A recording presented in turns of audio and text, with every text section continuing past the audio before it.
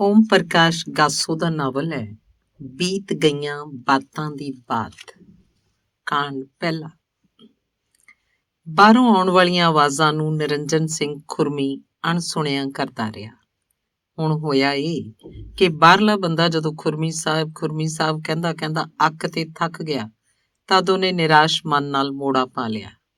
ਮੁੜੇ ਜਾਂਦੇ ਬੰਦੇ ਵੱਲ ਨਿਰੰਜਨ ਸਿੰਘ ਨੇ ਸਿਰ ਖੁਦ ਉੱਠ ਕੇ ਜਦੋਂ ਦਰਵਾਜ਼ੇ ਦੀ ਇੱਕ ਝੀਤ ਵਿੱਚ ਦੀ ਦੇਖਿਆ ਤਾਂ ਉਹਨੂੰ ਸਮਝ ਪਈ ਕਿ ਇਹ ਤਾਂ ਉਹਦੇ ਆਪਣੇ ਪਿੰਡ ਦਾ ਚੌਕੀਦਾਰ ਜੁਮਲਾ ਸੀ। ਖੁਰਮੀ ਨੂੰ ਅੱਜ ਇਸ ਵੇਲੇ ਇਸ ਗੱਲ ਦਾ ਦੁੱਖ ਸੀ ਕਿ ਉਹ ਜੁਮਲੇ ਦੀ ਆਵਾਜ਼ ਨੂੰ ਪਹਿਚਾਣ ਕਿਉਂ ਨਾ ਸਕਿਆ। ਬੋਲਾਂ ਦੀ ਪਹਿਚਾਣ ਬੰਦੇ ਨੂੰ ਖਾਸ ਬੰਦਾ ਬਣਾਈ ਰੱਖਦੀ ਹੈ। ਸੋ ਗੱਲ ਬੜੀ ਸਾਫ਼ ਹੈ ਕਿ ਬੰਦੇ ਦੇ ਬੋਲਾਂ ਨੂੰ ਵੱਖ-ਵੱਖ ਨਹੀਂ ਕੀਤਾ ਜਾ ਸਕਦਾ। ਇਸ ਤਰ੍ਹਾਂ ਦੀ ਸੁਤਾ ਤਹਿਤ ਨਿਰੰਜਨ ਨੂੰ ਆਪਣੇ ਪਿਤਾ ਦੇ ਬੋਲ ਚੇਤੇ ਪਏ। ਨਿਰੰਜਨ ਸਿੰਘ ਖੁਰਮੀ ਦਾ ਪਿਤਾ ਧੰਨਾ ਸਿੰਘ ਧਨੇਰੀਆ ਨਿਰੰਜਨ ਨੂੰ ਨੱਜੀ ਕਹਿ ਕੇ ਪਿਆਰਦਾ ਤੇ ਪੁਕਾਰਦਾ ਰਹਿੰਦਾ ਸੀ। ਖੁਰਮੀ ਸਾਹਿਬ ਕਹਿਣ ਵਾਲੇ ਤਾਂ ਅੱਜ ਬਹੁਤੇਰੇ ਸਨ। ਨਿਰੰਜਨ ਸਿੰਘ ਕਿਹਾ ਜਾਣ ਵਾਲਾ ਸਿਲਸਿਲਾ ਵੀ ਆਪੇ ਵਾਲਾ ਹੈ, ਪਰ ਨਿਰੰਜਨ ਨੂੰ ਨੱਜੀ ਸ਼ਬਦ ਨਾਲ ਸੱਦੇ ਜਾਣ ਦਾ ਸਰੋਕਾਰ ਨੱਜੀ ਦੇ ਪਿਤਾ ਧੰਨਾ ਸਿੰਘ ਧਨੇਰੀਆ ਦੀ ਮੌਤ ਮਗਰੋਂ ਖਤਮ ਹੋ ਗਿਆ ਸੀ। ਨਿਰੰਜਨ ਦੀ ਮਾਂ ਵੀ ਨਿਰੰਜਨ ਨੂੰ ਨੱਜੀ ਕਹਿ ਕੇ ਹੀ ਬੁਲਾਉਂਦੀ ਹੁੰਦੀ ਸੀ, ਪਰ ਹੁਣ ਖੁਰਮੀ ਦੇ ਘਰ ਵਿਖੇ ਨਾ ਉਹਦੀ ਮਾਂ ਸੀ ਤੇ ਨਾ ਹੀ ਉਹਦਾ ਬਾਪ ਸੀ। ਨੱਜੀ ਦੇ ਘਰ ਵਾਲੀ ਬਲਬੀਰ ਕੌਰ ਨੱਜੀ ਨੂੰ ਸਰਦਾਰ ਸਾਹਿਬ ਕਹਿ ਕੇ ਮੁਖਾਤਿਬ ਹੁੰਦੀ ਰਹਿੰਦੀ ਸੀ। ਨੱਜੀ ਨੂੰ ਆਪਣੀ ਘਰਵਾਲੀ ਬਲਬੀਰ ਕੌਰ ਦੁਆਰਾ ਸਰਦਾਰ ਸਾਹਿਬ ਕਹਿ ਕੇ ਬੁਲਾਇਆ ਜਾਣਾ ਭਾਰੀ ਜਿਹਾ ਲੱਗਦਾ ਰਹਿੰਦਾ ਸੀ, ਪਰ ਨਿਰੰਜਨ ਸਿੰਘ ਖੁਰਮੀ ਨੇ ਆਪਣੀ ਘਰਵਾਲੀ ਨਾਲ ਆਪਣੇ ਮਨ ਵਿਚਲੇ ਸਰਦਾਰੀ ਸ਼ਬਦ ਦੀ ਵਰਤੋਂ ਦੁਆਰਾ ਪੈਦਾ ਹੋਏ ਬੋਝ ਨੂੰ ਕਦੀ ਵੀ ਸਾਂਝਾ ਨਹੀਂ ਸੀ ਕੀਤਾ। ਨੱਜੀ ਨੂੰ ਅੱਜ ਆਪਣੇ ਪਟਵਾਰ ਵਾਲੇ ਪਟਵਾਰਖਾਨੇ 'ਚ ਜਿਸ ਇਕੱਲ ਤੇ ਆਨੰਦ ਨੇ ਮੱਲਿਆ ਹੋਇਆ ਸੀ ਉਹ ਫੁੱਲਾਂ ਦੀ ਮਹਿਕ ਵਰਗਾ ਸੀ। ਬੀਤ ਗਈਆਂ ਬਾਤਾਂ ਦੀ ਯਾਦ ਵੀ ਤਾਂ ਸਮੇਂ ਦੀ ਸੁਗੰਧ ਵਰਗੀ ਹੁੰਦੀ ਹੈ। ਕਿੰਨਾ ਪਿਛਾਂਹ ਰਹਿ ਗਿਆ ਸੀ ਉਹ ਸਮਾਂ ਜਦੋਂ ਨੱਜੀ ਆਪਣੇ ਪਿੰਡ ਦੇ ਪ੍ਰਾਇਮਰੀ ਸਕੂਲ ਦੀ ਤੀਜੀ ਜਮਾਤ ਵਿੱਚ ਮਾਸਟਰ ਮੁਕੰਦ ਸਿੰਘ ਸੇਵਕ ਤੋਂ ਪੜ੍ਹਦਾ ਹੁੰਦਾ ਸੀ। ਮਾਸਟਰ ਮੁਕੰਦ ਸਿੰਘ ਸੇਵਕ ਨੇ ਨੱਜੀ ਨੂੰ ਲਗਾਤਾਰ ਤੀਜੀ ਤੋਂ ਪੰਜਵੀਂ ਤੱਕ ਪੜ੍ਹਾਇਆ ਹੀ ਨਹੀਂ ਸੀ, ਸਗੋਂ ਉਸਨੂੰ ਆਪਣਾ ਪਸੰਦੀਦਾ ਵਿਦਿਆਰਥੀ ਬਣਾ ਕੇ ਰੱਖਿਆ ਹੋਇਆ ਸੀ। ਨੱਜੀ ਦੀ ਸਾਰੀ ਰਹਿਤਲ ਬਗਾਨੇ ਨੂੰ ਆਪਣਾ ਬਣਾਉਣ ਵਾਲੀ ਸੀ। ਨੱਜੀ ਦੂਜੇ ਨਾਲ ਗੱਲਬਾਤ ਕਰਦਾ ਕਰਦਾ ਜਿਸ ਸਲੀਕੇ ਨਾਲ ਹਾਂਜੀ ਹਾਂਜੀ ਆਖਦਾ ਉਹ ਸਲੀਕਾ ਬੜਾ ਰਮਣੀਕ ਹੁੰਦਾ ਸੀ। ਵੇਖਿਆ ਜਾਵੇ ਤਾਂ ਹਰ ਇੱਕ ਸਮੇਂ ਦਾ ਆਪਣਾ ਵੀ ਕੋਈ ਨਾ ਕੋਈ ਸਲੀਕਾ ਹੁੰਦਾ ਹੈ। ਇਸ ਸਲੀਕੇ ਦੀਆਂ ਸਤਰਾਂ ਅੱਜ ਜਦੋਂ ਨੱਜੀ ਨੂੰ, ਜਿਹੜਾ ਹੁਣ BA ਦੀ ਅੱਵਲ ਦਰਜੇ ਵਾਲੀ ਡਿਗਰੀ ਪ੍ਰਾਪਤ ਕਰਕੇ ਪਟਵਾਰ ਦੇ ਕੋਰਸ ਮਗਰੋਂ ਪਿਛਲੇ ਵਰ੍ਹੇ ਤੋਂ ਪਟਵਾਰੀ ਬਣਿਆ ਹੋਇਆ ਸੀ, ਮੁੜ ਯਾਦ ਆ ਰਹੀਆਂ ਹਨ। ਧੰਨਾ ਸਿੰਘ ਧਨੇਰੀਆ ਲਗਭਗ ਹਰ ਰੋਜ਼ ਹੀ ਆਪਣੇ ਨਿੱਕੇ ਨਿਆਣੇ ਨੱਜੀ ਨੂੰ ਕਹਿੰਦਾ ਰਹਿੰਦਾ, ਜੇਕਰ ਕੋਈ ਪੁੱਛੇ ਤੇਰਾ ਬਾਪ ਕੀ ਕੰਮ ਕਰਦਾ ਹੈ ਤਾਂ ਤੂੰ ਆਖ ਦੇਵੀਂ ਮੈਂ ਮਿਹਨਤੀ ਮਨੁੱਖ ਦਾ ਪੁੱਤ ਹਾਂ। ਇਸ ਪ੍ਰਕਾਰ ਦੇ ਪਾਠ ਵਾਂਗ ਹੀ ਨੱਜੀ ਦੀ ਮਾਂ ਨੇ ਆਪਣੇ ਨਿੱਕੇ ਨਿਆਣੇ ਨੂੰ ਸਮਝਾਇਆ ਹੋਇਆ ਸੀ ਕਿ ਉਹ ਆਖੇ ਕਿ ਉਹ ਇੱਕ ਮਦਦਗਾਰ ਮਾਂ ਦਾ ਪੁੱਤ ਹੈ। ਪਟਵਾਰਖਾਨੇ 'ਚ ਬੈਠੇ ਅੱਜ ਨਿਰੰਜਨ ਨੇ ਆਪਣੇ ਚੌਕੀਦਾਰ ਦੀ ਆਵਾਜ਼ ਨੂੰ ਸੁਣ ਕੇ ਵੀ ਅਣਸੁਣਿਆ ਇਸ ਲਈ ਕੀਤਾ ਸੀ ਕਿਉਂਕਿ ਉਹ ਆਪਣੇ ਸਾਰੇ ਦੇ ਸਾਰੇ ਆਪੇ ਨੂੰ ਅਪਣੱਤ 'ਚ ਡੁੱਬਿਆ ਹੀ ਰੱਖਣਾ ਚਾਹੁੰਦਾ ਸੀ। ਕਿਸੇ ਨੇ ਕਦੇ ਨਿਰੰਜਨ ਸਿੰਘ ਖੁਰਮੀ ਨਾਲ ਸੁਚੱਜੀ ਵਾਰਤਾਲਾਪ ਕਰਦਿਆਂ ਕਿਹਾ ਸੀ, ਹੁਣ ਤਾਂ ਅਪਣੱਤ ਤੇ ਆਪਸਦਾਰੀ ਮਰਦੀ ਤੇ ਮਿਟਦੀ ਜਾ ਰਹੀ ਹੈ। ਅਪਣੱਤ ਦੇ ਅੱਖਰ ਕਦੇ ਮਰਦੇ ਤੇ ਮਿਟਦੇ ਨਹੀਂ ਹੁੰਦੇ। ਨੱਜੀ ਨੂੰ ਅੱਜ ਹੁਣ ਇਸ ਪਟਵਾਰਖਾਨੇ ਦਾ ਖੁੱਲ੍ਹਾ ਡੁੱਲਾ ਮਾਹੌਲ ਕਿਸੇ ਵਿਸ਼ੇਸ਼ ਆਪੇ ਵੱਲ ਲੈ ਜਾ ਰਿਹਾ ਸੀ।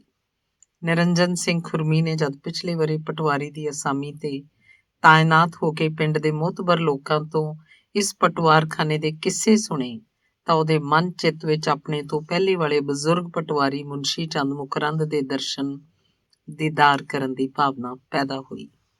ਮੁਨਸ਼ੀ ਚੰਦ ਮੁਕਰੰਦ ਬਾਰੇ ਮੌਜੂਦਾ ਸਰਪੰਚ ਇੰਜ ਕਹਿ ਰਿਹਾ ਸੀ ਕਿ ਖੁਰਮੀ ਸਾਹਿਬ ਮੁਕਰੰਦ ਹੋਰਾਂ ਬਾਰੇ ਸਾਡੇ ਪਿੰਡ ਦਾ ਇੱਕ ਮਾਲ ਮਹਿਕੇ 'ਚੋਂ ਸੇਵਾ ਮੁਕਤ ਹੋਇਆ ਮੁਲਾਜ਼ਮ ਆਖਦਾ ਰਹਿੰਦਾ ਸੀ ਕਿ ਮੁਨਸ਼ੀ ਚੰਦ ਮੁਕਰੰਦ ਕੋਈ ਆਦਮੀ ਨਹੀਂ, ਇਹ ਤਾਂ ਇੱਕ ਅਸੂਲ ਸੀ। ਖੁਰਮੀ ਸਾਹਿਬ ਸਾਡੇ ਪਿੰਡ ਵਿਚਲੇ ਮਾਲ ਮਹਿਕਮੇ ਦੇ ਉਸ ਸੇਵਾ ਮੁਕਤ ਮੁਲਾਜ਼ਮ ਨੇ ਪਿੰਡ ਦੇ ਕਈ ਮੁੰਡਿਆਂ ਦੀ ਸਰਕਾਰੀ ਨੌਕਰੀ ਪ੍ਰਾਪਤ ਕਰਨ 'ਚ ਪੂਰੀ ਮਦਦ ਕੀਤੀ।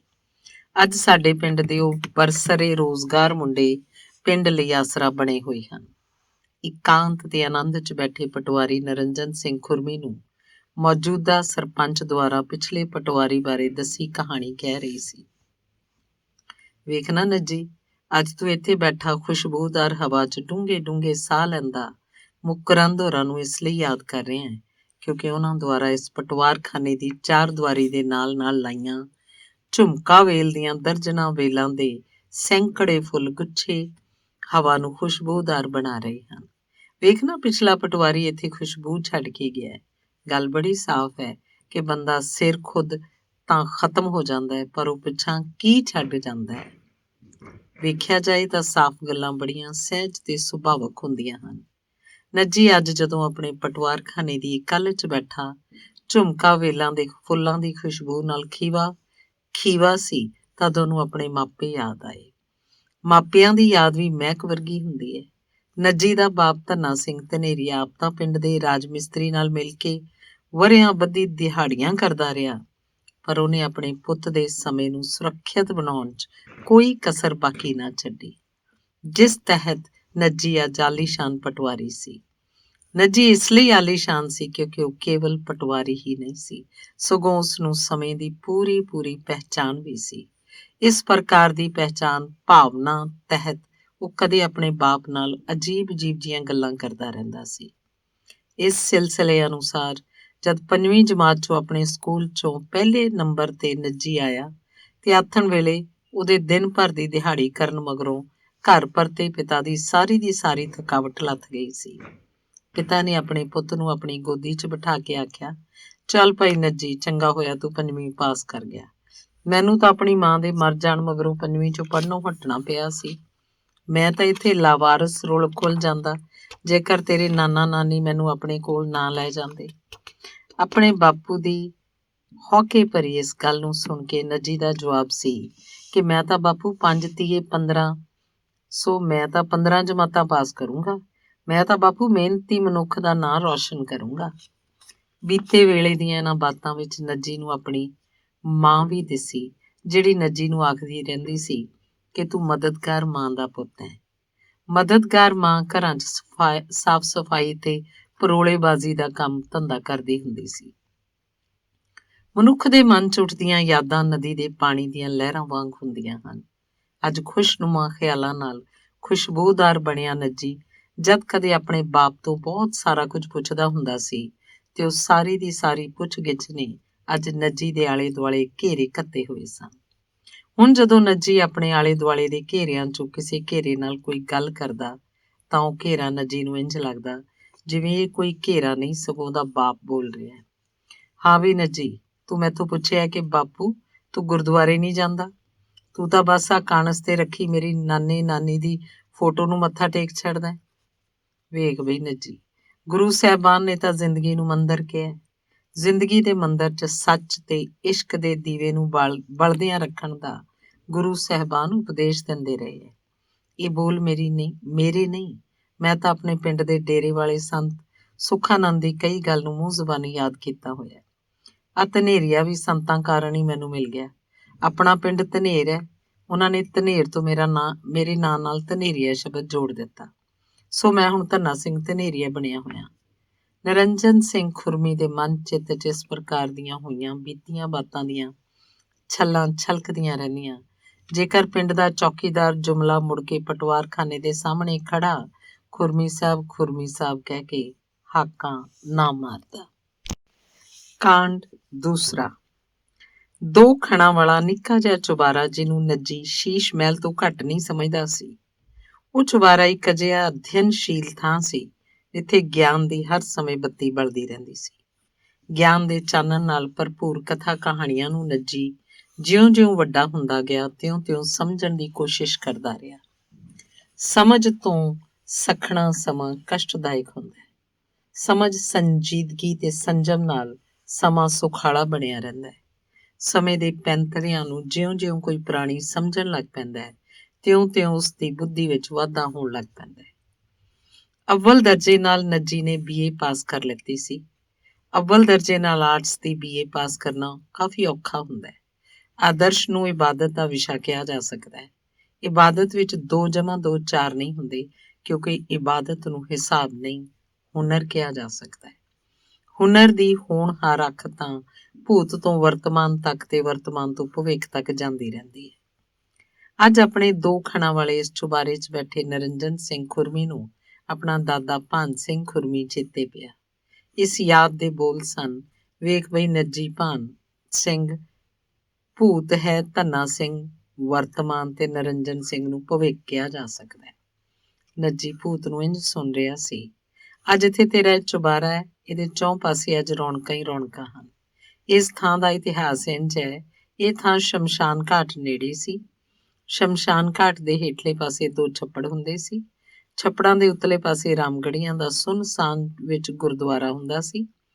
ਕਹਾਵਤ ਹੈ, ਜਿੱਥੇ ਜਾ ਬੈਠੇ ਮੇਰਾ ਸਤਿਗੁਰੂ ਸੋਈ ਥਾਂ ਸੁਹਾਵੀ ਰਾਮ ਰਾਜੇ। ਤੇਰੇ ਦਾਦੇ ਭਾਨ ਸਿੰਘ ਨੇ ਪਹਾੜੀ ਅੱਕਾਂ ਵਾਲੀ ਛੱਪੜੀ ਨੂੰ ਜੈਮਲ ਧਾਲੀਵਾਲ ਤੋਂ ਖਰੀਦ ਲਿਆ। ਤੇਰਾ ਦਾਦਾ ਜਿਸ ਘਰ 'ਚ ਸੀਰੀ ਸੀ, ਉਹਨਾਂ ਦੇ ਬਲਦ ਗੱਡੇ ਨਾਲ ਹੌਲੀ-ਹੌਲੀ ਭਰਤ ਪਾ ਲਿਆ। ਸੁੱਕੇ ਛੱਪੜਾਂ 'ਚੋਂ ਕਾਲੀ ਮਿੱਟੀ ਦੇ ਛੱਪੜੀ 'ਚ ਡਲੇ ਸੁੱਟੇ ਜਾਂਦੇ ਰਹੇ। ਤੇਰਾ ਦਾਦਾ ਹਿੰਮਤੀ ਇਨਸਾਨ ਸੀ। ਉਹਨੇ ਇਸ ਥਾਂ ਦੁਆਲੇ ਮੋੜੀਆਂ ਦੀ ਬਾੜ ਕਰ ਦਿੱਤੀ ਤੇ ਇੱਕ ਪਾਸੇ ਆਉਣ ਜਾਣ ਲਈ ਫਿੜਕਾ ਲਾ ਲਿਆ। ਇਸ ਪ੍ਰਕਾਰ ਦੀ ਪੂਰੀ ਮੇਰ ਨੇ ਤੁਹਾਨੂੰ ਹੁਣ ਇਹ ਚੁਬਾਰਾ ਦਿੱਤਾ ਹੋਇਆ। ਭੂਤਕਾਲ ਨੱਜੀ ਨੂੰ ਦੱਸ ਰਿਹਾ ਸੀ, ਤੇਰੇ ਇਸ ਚੁਬਾਰੇ ਦੇ ਹੇਠਲੇ ਪਾਸੇ ਦੀ ਖਹਿ ਕੇ ਇੱਕ ਪਹਿਆ ਜਾਂਦਾ ਹੁੰਦਾ ਸੀ। ਤੇਰੇ ਚੁਬਾਰੇ ਤੋਂ 100 ਕੁ ਕਰਮਾਂ ਦੇ ਫਾਸਲੇ ਤੇ ਪਹੇ ਨਾਲ ਲੱਗਦੀ ਵੱਡੀ ਮਾਤਾ ਰਾਣੀ ਹੁੰਦੀ ਸੀ। ਵੱਡੀ ਮਾਤਾ ਰਾਣੀ ਤੇ ਸੁਖਣਾ ਨਾਲ ਸੁੱਖੇ ਗੁੜ ਦੇ ਗੁਲਗੁਲਿਆਂ ਨੂੰ ਗਧੇ ਖਾਂਦੇ ਰਹਿੰਦੇ ਸਨ। ਅੱਜ ਗਧਿਆਂ ਦੇ ਗੁਲਗੁਲਿਆਂ ਦੀਆਂ ਕਹਾਣੀਆਂ ਮਰ ਤੇ ਮੁੱਕ ਚੁੱਕੀਆਂ ਹਨ। ਮਰੇ ਨੂੰ ਭੂਤ ਤੇ ਜਿਉਂਦੇ ਨੂੰ ਵਰਤਮਾਨ ਕਿਹਾ ਜਾ ਸਕਦਾ ਹੈ। ਆਦਮੀ ਅੰਦਰਲੀ ਆਸ ਨੂੰ ਭਵਿੱਖ ਕਿਹਾ ਜਾ ਸਕਦਾ ਹੈ। ਸਿਆਣਾ ਉਹ ਹੁੰਦਾ ਹੈ ਜਿਹੜਾ ਵਰਤਮਾਨ 'ਚ ਜਿਉਣ ਨੂੰ ਤਰਜੀਹ ਦਿੰਦਾ ਹੈ। ਅੱਜ ਹੁਣ ਜਦ ਨਰਿੰਜਨ ਸਿੰਘ ਖੁਰਮੀ ਆਪਣੇ ਚੁਬਾਰੇ 'ਚ ਬੈਠਾ ਅੱਜ ਦੇ ਅਖਬਾਰ ਵਾਲੇ ਤਰਜੀਹ ਤੇ ਤਮੰਨਾ ਵਾਲੇ ਲੇਖ ਨੂੰ ਪੜ੍ਹ ਰਿਹਾ ਸੀ, ਤਦ ਉਸ ਸਾਹਮਣੇ ਉਹਦੀ ਤਮੰਨਾ ਤੇ ਉਸ ਦੁਆਰਾ ਤਰਜੀਹ ਦਿੱਤੇ ਜਾਣ ਵਾਲੇ ਬਿੰਦੂ ਜੋ 2-2.5 ਦਹਾਕੇ ਪਹਿਲਾਂ ਪੈਦਾ ਹੋਏ ਸਨ, ਚਮਕ ਰਹੇ ਸਨ। ਇਸ ਪ੍ਰਕਾਰ ਦੇ ਦਰਜਨਾਂ ਕਿਸਮਾਂ ਦੇ ਬਿੰਦੂ ਜਦੋਂ ਇੱਕ ਬੰਦੇ ਦੇ ਆਲੇ ਦੁਆਲੇ ਆਪਣੇ ਢੰਗ ਨਾਲ ਨੱਚਣ ਲੱਗ ਪੈਂਦੇ ਹਨ, ਤਦ ਇੱਕ ਇਕਾਈ ਦਾ ਬਹੁਤਾਤ ਨਾਲ ਮੁਕਾਬਲਾ ਹੋਣ ਲੱਗ ਪੈਂਦਾ ਹੈ। ਇਸ ਮੁਕਾਬਲੇ ਦੀ ਇਹ ਉਸ ਸਮੇਂ ਦੀ ਗੱਲ ਹੈ ਜਦੋਂ ਨੱਜੀ ਨੇ ਤਾਜ਼ੀ ਅੱਵਲ ਦਰਜੇ 'ਚ BA ਪਾਸ ਕੀਤੀ ਸੀ। ਨੱਜੀ ਦੇ ਅੰਦਰਲੀਆਂ ਭਾਂਤ ਦੀਆਂ ਸਿਫਤਾਂ ਨੂੰ ਜਾਣ ਕੇ ਉਹਦੇ ਮਿੱਤਰ ਪਿਆਰੇ ਆਪਣੇ ਅਨੁਸਾਰ ਸਲਾਹ ਮਸ਼ਵਰੇ ਦੇ ਰਹੇ ਸਨ। ਇੱਕ ਸਲਾਹ ਸੀ, ਵੇਖ ਬਈ ਨੱਜੀ, ਤੂੰ ਬੇਹੱਦ ਚੰਗਾ ਓਰੇਟਰ ਹੈ। ਤੇਰੇ ਵਰਗੇ ਭਾਸ਼ਣਕਰਤਾ ਦੀ ਵਕਾਲਤ ਬੜੀ ਚੱਲੇਗੀ। ਤੂੰ ਲਾਅ ਕਰ ਲੈ। ਸਲਾਹ ਦੇਣ ਵਾਲਾ LLB ਸ਼ਬਦਾਂ ਦੀ ਮਾਣ ਨਾਲ ਵਿਆਖਿਆ ਕਰਦਾ ਕਹਿੰਦਾ, LLB ਦਾ ਅਰਥ ਹੁੰਦਾ ਹੈ ਬੈਚਲਰ ਆਫ ਲਾਅ ਲੈਟਰਸ।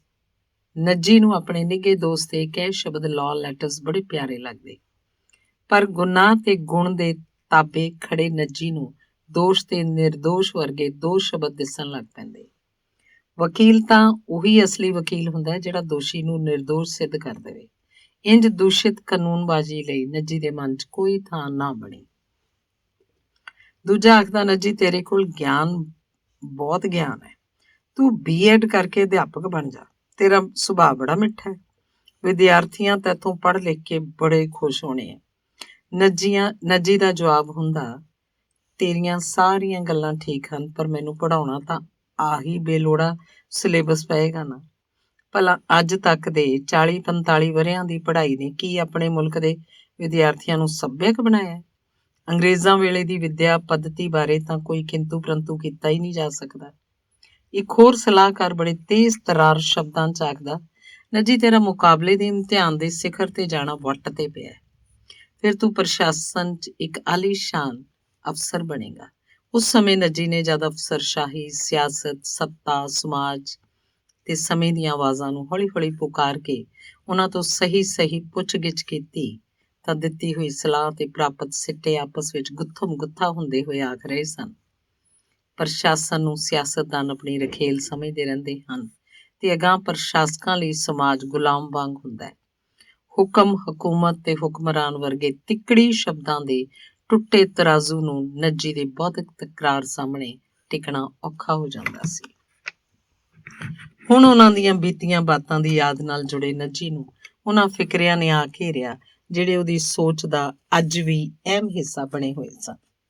ਉਹਨਾਂ ਵਰ੍ਹਿਆਂ 'ਚ ਨੱਜੀ ਨੇ ਆਪਣੇ ਸਲਾਹਕਾਰ ਦੋਸਤਾਂ ਮਿੱਤਰਾਂ ਨੂੰ ਇੰਝ ਆਖਿਆ ਸੀ, ਵੇਖੋ ਵੀ ਮਿੱਤਰ ਪਿਆਰਿਓ, ਕੁਦਰਤੀ ਨਿਯਮਾਵਲੀ ਤੇ ਦੁਨਿਆਵੀ ਕਾਨੂੰਨ ਵਿਚਲੇ ਅੰਤਰ ਨੂੰ ਮੈਂ ਕੁਦਰਤੀ ਕਿਰਪਾ ਕਰਕੇ ਮਹਿਸੂਸ ਕਰਦਾ ਰਹਿਣਾ। ਕੁਦਰਤੀ ਕਰਮ ਬੋਝਲ ਨਹੀਂ ਹੁੰਦੇ। ਕੁਦਰਤੀ ਘਟਨਾਵਾਂ ਸਹਿਜੇ ਹੀ ਘਟਦੀਆਂ ਰਹਿੰਦੀਆਂ ਹਨ ਤੇ ਇਹਨਾਂ ਘਟਨਾਵਾਂ ਕਾਰਨ ਆਦਮੀ ਔਖਾ ਨਹੀਂ ਹੁੰਦਾ। ਸੁਖਾਲੇ ਰਹਿਣ ਨੂੰ ਮੈਂ ਆਪਣੇ ਲਈ ਉਦੇਸ਼ ਮਿੱਥਿਆ ਹੋਇਆ ਹੈ। ਮੇਰੇ ਲਈ ਮੇਰਾ ਪ੍ਰਾਇਮਰੀ ਵੇਲੇ ਦਾ ਅਧਿਆਪਕ ਮੁਕੰਦ ਸਿੰਘ ਸੇਵਕ ਅੱਜ ਵੀ ਰਹਿਨੁਮਾ ਬਣਿਆ ਹੋਇਆ ਹੈ। ਮੈਨੂੰ ਆ ਸੁਖਾਲੇ, ਸਹਿਜ ਤੇ ਸਪਸ਼ਟ ਰਹਿਣ ਦੀ ਵਿੱਦਿਆ ਉਹਨਾਂ ਤੋਂ ਹੀ ਪ੍ਰਾਪਤ ਹੁੰਦੀ ਰਹੀ ਹੈ। ਮੇਰੀਆਂ ਆਪਣੀਆਂ ਰੁਚੀਆਂ ਨੂੰ ਸਥਾਈ ਬਣਾਈ ਰੱਖਣ ਲਈ ਉਹਨਾਂ ਮੈਨੂੰ ਪੜ੍ਹਨ ਲਈ ਕੁਝ ਪੁਸਤਕਾਂ ਵੀ ਦਿੱਤੀਆਂ ਹੋਈਆਂ ਸਨ।